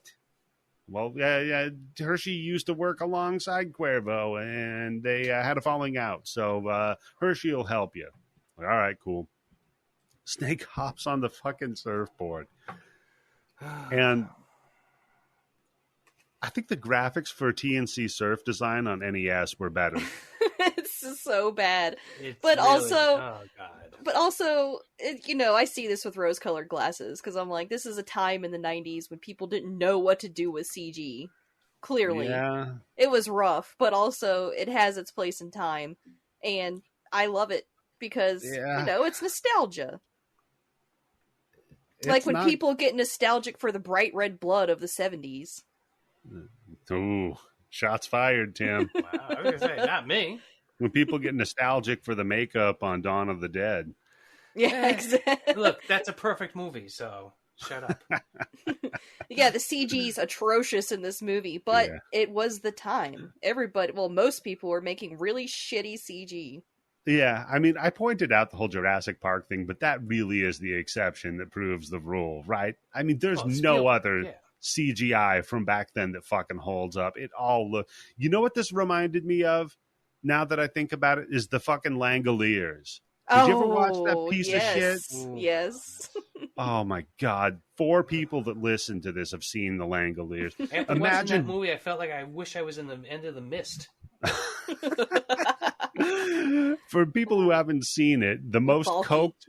Yeah, Balky Bartokomous was starred in fucking the most coked out Stephen King fucking miniseries ever about I like how you monsters. Had to say miniseries.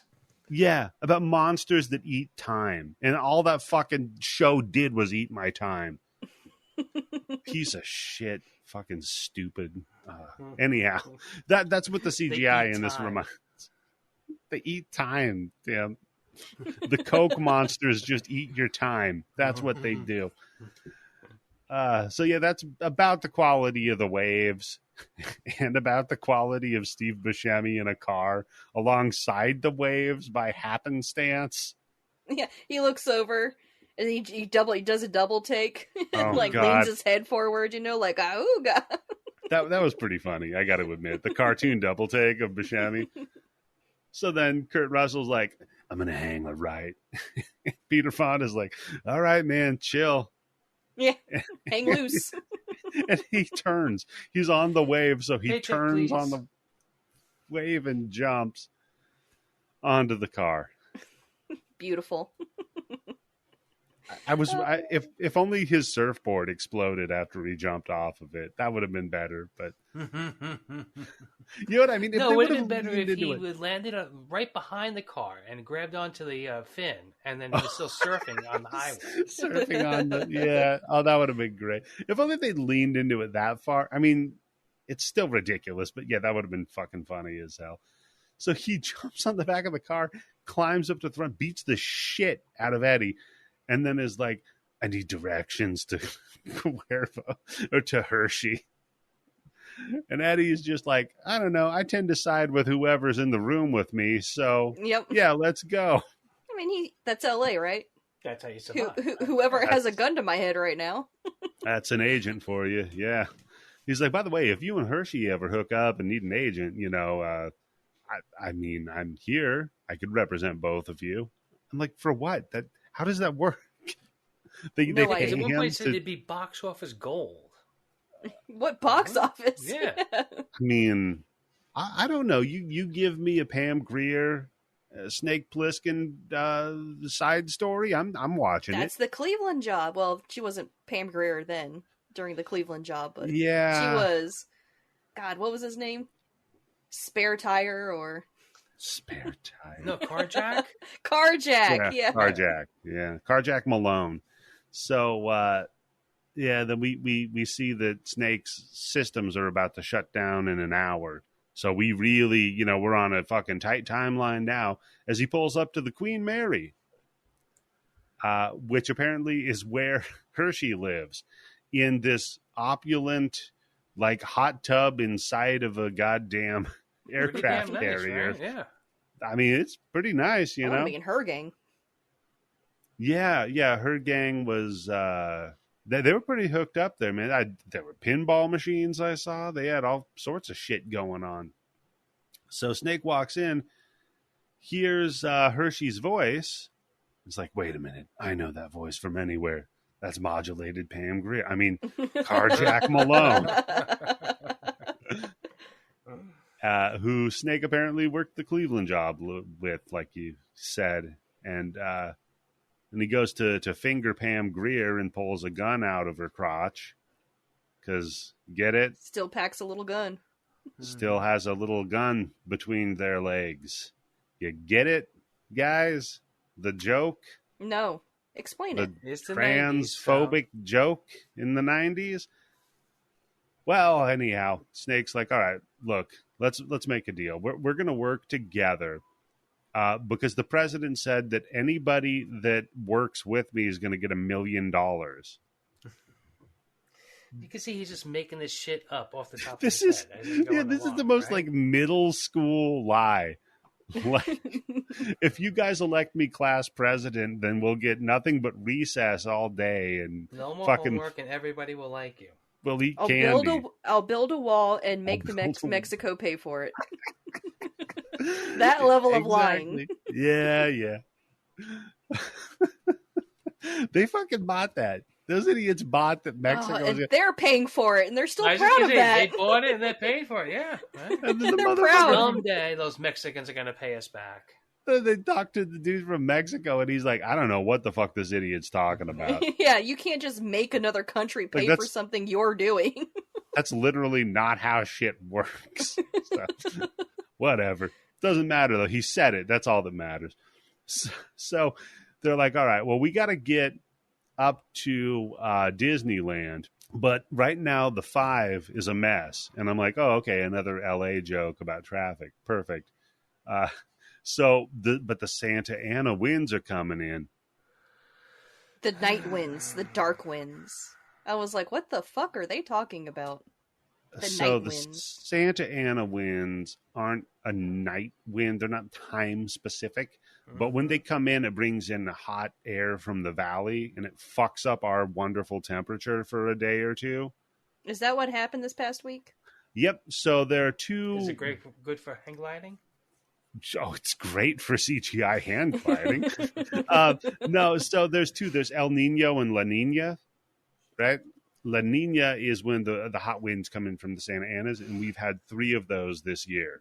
So that's why we've had some shitty warm weather problems where I live. It got up to 90. You believe that? Oh my god, speaking of shitty weather, Wow. it's supposed to Poor get up Eddie. to 100 degrees on Wednesday and then be 52 on Thursday. That, my friends, is how tornadoes are made. My friends That's how is your like, windows crack. you know what? I think Mr. Heat Miser. Do you remember from the fucking? He's miser. He's been like fucking Sybil with the multiple personalities, and they've decided to plan the weather together. What the fuck is going? 155. Yep, That's I'm insanity. not even shitting you. That's normal for this time of year, though. Oh my god! Like the extremes are that's extreme. nature trying to tell you something. Well, you gotta go. Let me give you a little meteorological history of the Midwest and why there's so many fucking tornadoes. It's because the hot, dry wind from the Rockies coming from the southwest moves up, and then it hits the cold, wet air coming from the north, and it converges in the middle of America, and that's why we have such bad storms and extreme weather changes. Just in case you want to know. Party. Okay. So they wait till get I go to a bar and make a bet about that. Yeah, there you go. So nobody fuck around with Candice making bets about her meteorological fucking knowledge. She used to. Okay, so wait a minute, Tim. Ian was the weatherman. With those good looks, right? Yeah. See, Oh my stupid God. confidence. Should Dumb. never ever have told you his first name, because now I'm never gonna fucking hear the end of it. It, and it's my You're gonna keep favorite thing to triggering do me. ever. Yeah, over and over and over. Anyhow, so they decide to hang glide down to fucking Disney, and when they get there, Eddie drops off first, right? And he's all like, "Hey, you guys, I got the fucking the black box and everything. We're all good. I'm bringing it back to you. By the way, Snake's coming, and he's gonna fuck you all up. So everybody, be ready." Okay, they're like, "What?" But all right, then. And the entire thing, by the way, is a diversionary tactic from him, right? His whole move. Yes and no. You can't be 100% sure, right? Because like he said before, whoever he's next to, that's who he's going with. But his move is he creates this distraction and then swaps the remote, right? So he swaps the shitty remote that's just his voice. Oh, yeah, that's right. As a tour guide with the real remote. And then Cuervo's about to kill his ass, and just as he's about to, Snake and the gang start raining fire down on Disney. And I'm like, good. We don't fucking need Disney. I'm done with it. These assholes tell me to turn my fucking power off. Disney's still open. Suck my dick. Sorry. A little bitter about that. That's right. You live in California. You don't have any electricity. I haven't had to turn my electricity off. Or we haven't had any brownouts or whatever the fuck here, but they've been warning me, and I've been getting these fucking messages on my phone. Hey, we all need to pitch in after 4 p.m. Turn your power off, man. Don't use your AC. Just use a box fan and sit around like an idiot. Meanwhile, Disney's got the fucking electric light parade going on still. Completely unnecessary. Suck my dick. I'm not turning one fuck. I'm going to go buy extra air conditioners and run them in rooms I'm not fucking in. Wild that you don't have central air. Does anybody in your area have central air? Not really. Most of the time, you really don't need it. It's only honestly like 1, maybe 2 weeks out of the year that it gets warm. But if you have a house that's set up so you can get a cross breeze going, dude, because we're so near the ocean, you're fine. But again, don't tell me to turn my fucking power. And they're telling people literally in fucking LA where it's 106. Like, listen, we all got to pitch in. Fucking kiss my ass. And so back to Snake. He's beating the shit out of Cuervo. And then Cuervo bites Snake in the fucking leg. Cuervo fights dirty. Yeah, hey, look, when it's a fight for your life, I'm surprised he didn't stick a finger up Snake's ass. That would have made Solid Snake Liquid Snake pretty quick, Tim. Let me tell you. That other eye would have popped right out of his head. Oh man, you just see the finger come out of the eye patch. Man. So they wrestle for a bit, but then this blast just blows them clear of each other, and the remote falls on the ground between them. And they crawl toward it. Snake grabs it and gets up and kicks him in the fucking head. Yeah, Roundhouse kicks him right in the head. I'm like, man, that looks good. Look great. Look real good, I gotta admit. And the explosions everywhere, everybody shooting each other, fucking people throwing infants out windows. It's a pretty good last fight scene, Tim. You gotta admit that. No, like I said, the first part and the last part are my favorite parts of the movie. It's just everything else that's in between that just... I mean, you're not wrong. the tone of the Snake Plissken. I know that's not the tone. He would never surf. It's just it just doesn't help with how bad it looks, Yeah. Nah, you know what looks really bad is the CGI helicopter that they get into. Yeah. What's really bad is it looks better than from Day of the Dead Contagion. That's true. Yeah. It does look better than that movie. And that movie was like, what, 2009 or something? Oh, yeah, God. but that movie also had, a budget of $2,009? Yeah. That's $50 million. That's such a good point. God damn, I remember that movie now. Fuck that movie. It's so bad. The Tim, zombie movie. Compared to that movie, this movie, wonderful. Fucking wonderful. So they all load up into the helicopter and get the fuck out. He's like, it's bulletproof. Let's all go.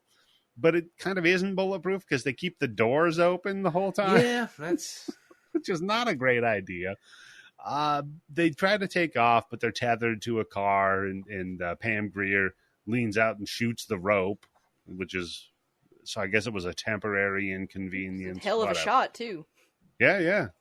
Damn good shot. They start getting up, and then Cuervo pops up a clearly empty RPG. Like, because he points it at the camera, and you can just see it's hollow. And you're like, oh, okay, well, it's a potato gun. Yeah, it's a piece of PVC pipe.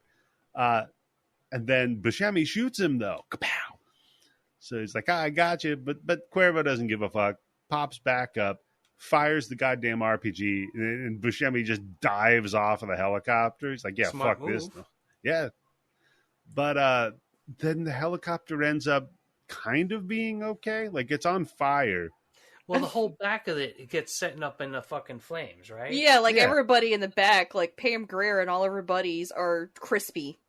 Yeah, they're dead. They're like, whoosh. Forget them. Literally everybody but Snake is dead now in this in movie. Snake Utopia. Plissken and Candice. I think Right. Snake Plissken and the Orphan have that special ability. They can just walk through fire. Oh, yeah. I mean, especially at the end, because he pulls the helicopter up toward this tree line, and he's like, jump out and go hide in the woods.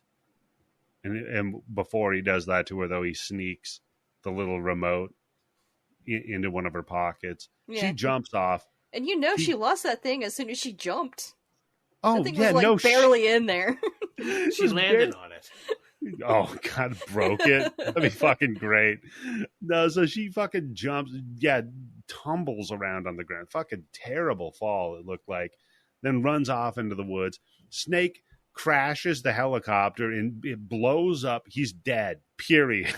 There's no way he's going to live through that. The thing exploded like, God damn, the biggest explosion in the movie. Yeah, but cool guys don't look at explosions. No, you walk away. And that's what he does.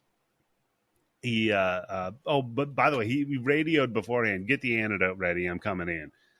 So then everybody, all the cops, Stacy Keach, the president's there, which that seems stupid, but whatever. They all show up to Snake and they're like, all right, we're gonna, give us the black box now, right? That was the deal. We need it because the Cubans are gonna invade and all the other third worlds, they're about to invade us right now. So we need to shut them down with the remote. Come on. Snake's like, no, I need the antidote. They're like, yeah, we got you with that one. We just gave you the flu. You idiot. You dummy. You dumb. By the way, can we have the remote, please? Yeah, right? Get the fucking remote first and then say, okay, here's the antidote. Yeah, oh, sucker, it's nothing. I'm coming up with the antidote right now. You just inject him with something, saline. I don't fucking care. Inject him with a real poison. I was just going to say, why not give him a real poison? Yes. Yeah. Essential oils.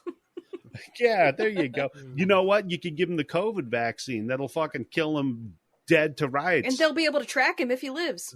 Yeah. With the 5G. Oh, with the 5G. Yeah. That's all the satellites, Candice. Oh my They God. can shut you off. Oh my movie. God. It's a secret QAnon movie before QAnon existed. So now this is the part that Kurt Russell wrote, and he should be very proud of himself. So they got the the daughter. They found her, and the masked guards bring her over there.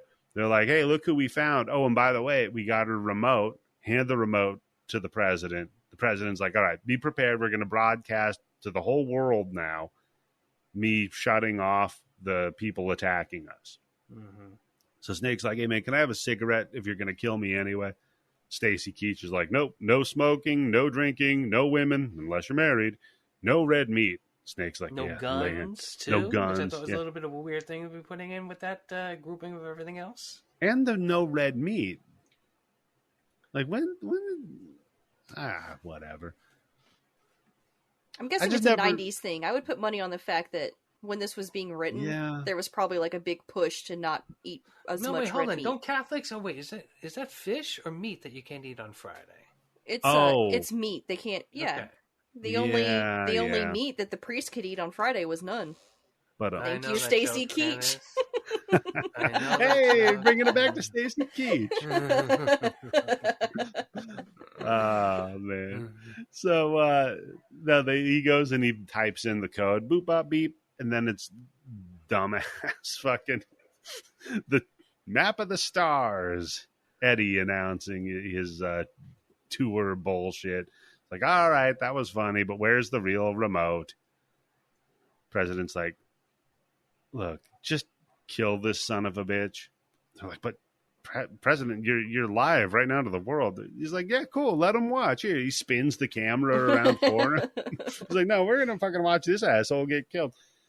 Shoot the shit out of him, and wouldn't you know it, turns out he's a hologram. He's a hologram. He's not even here. Catches on quick, doesn't she? He looks so smug. Yeah. And by the way, they're marching the president's daughter off to be electrocuted.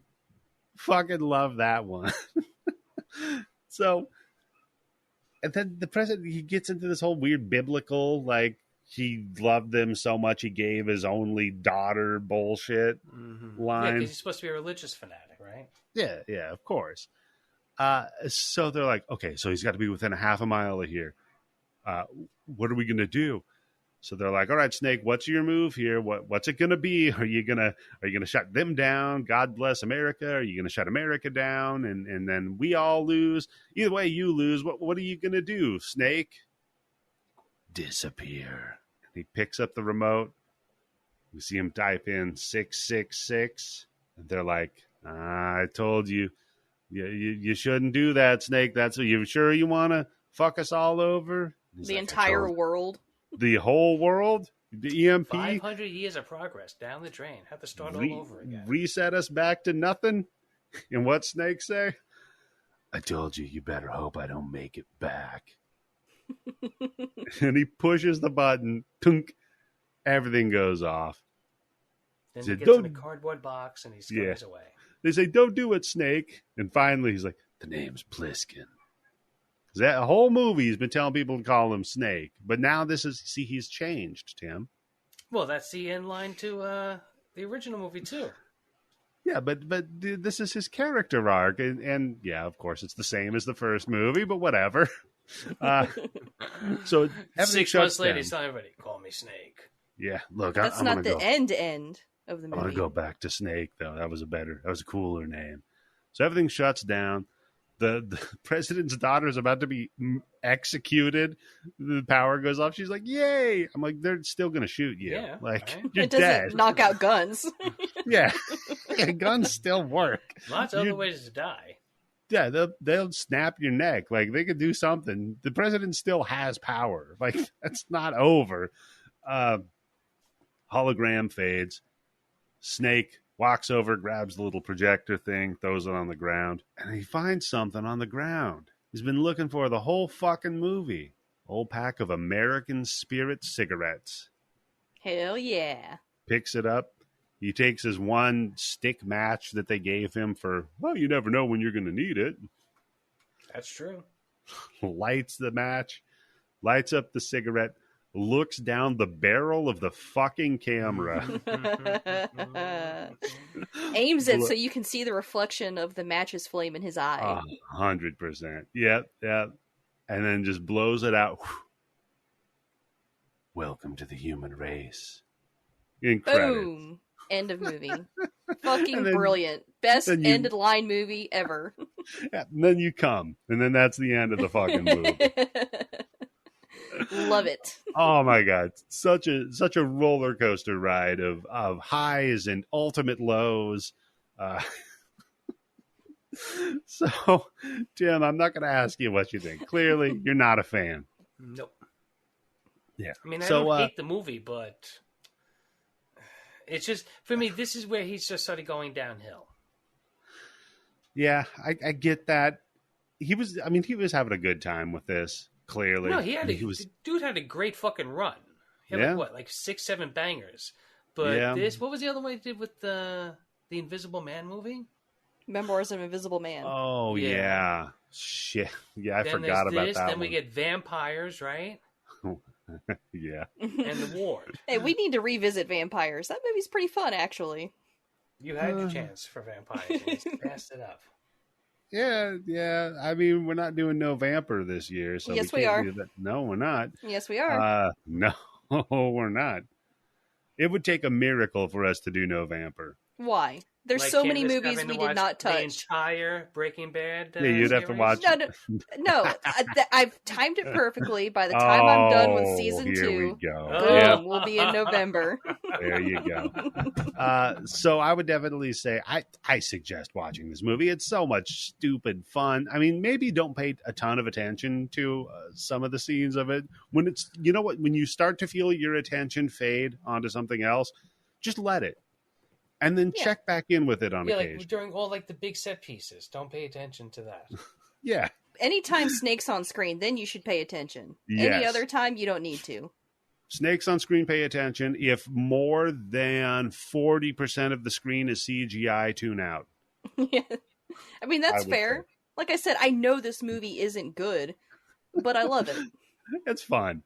It's not good, but it's fun. This, you know what this is? This is Super Troopers. This is Tim doesn't like fun. That's what this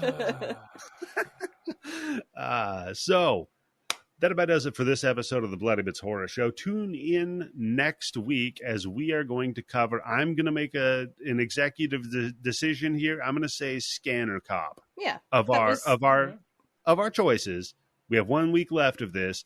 I'm going to say Scanner Cop. Oh, that's right. We never released the episode where we did the actual picks, right? No, we did. That was a bonus episode released on the Patreon, Tim. Oh, I'm not a patron, so I don't know. There you go. Yeah, we don't have access to that. But you could be a Patreon. All you have to do is go to patreon.com/bloodybits. And for as little as $5 a month, you get access to all of our bonus episodes. For $10 a month, you get access to the Blood Bank, which has it pays for itself. The Blood Bank pays for itself 100%. Find me a subscription streaming service with more and a better selection and no for commercials. A lower and no commercials for a lower price. And I'll say don't subscribe to it anyway. Subscribe to ours. And a lot of those movies you're able to watch with subtitles in different languages and different audio tracks too. Yeah. You can hit some of them have director's commentary. You just, fiddle around with it. Get used to Plex. Have fun. Candice, is there anything you want people to pay attention to on the internet? Well, I know Tim and I are going to be recording the stuff with Steve and Izzy on Everything I Learned from Movies. Love that movie. I think that's like 2 more weeks out, but that's coming up. And those motherfuckers plan ahead. I'm finally getting my Patreon pick for the Grind Bin. What? Yep. Yeah, Tim.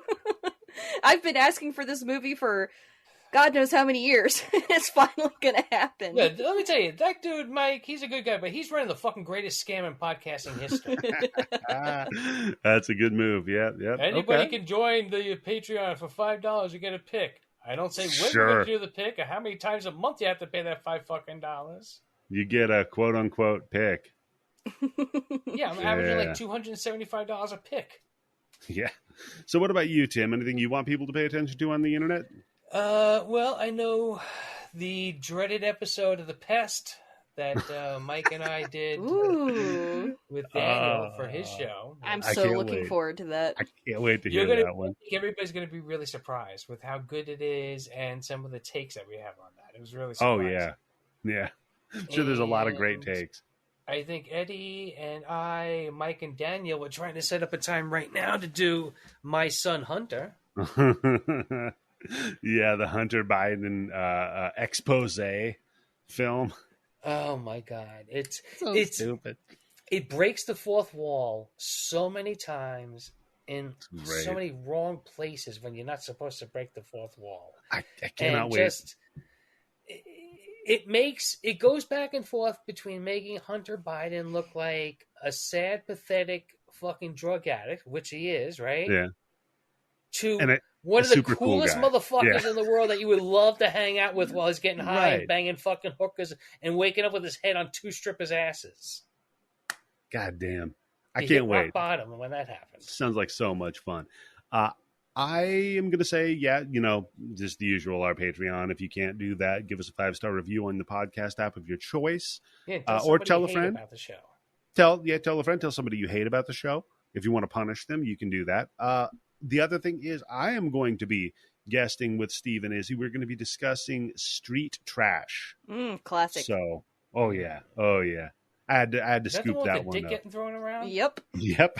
Oh, Tim, I had God. to pick that one. That's on my brand.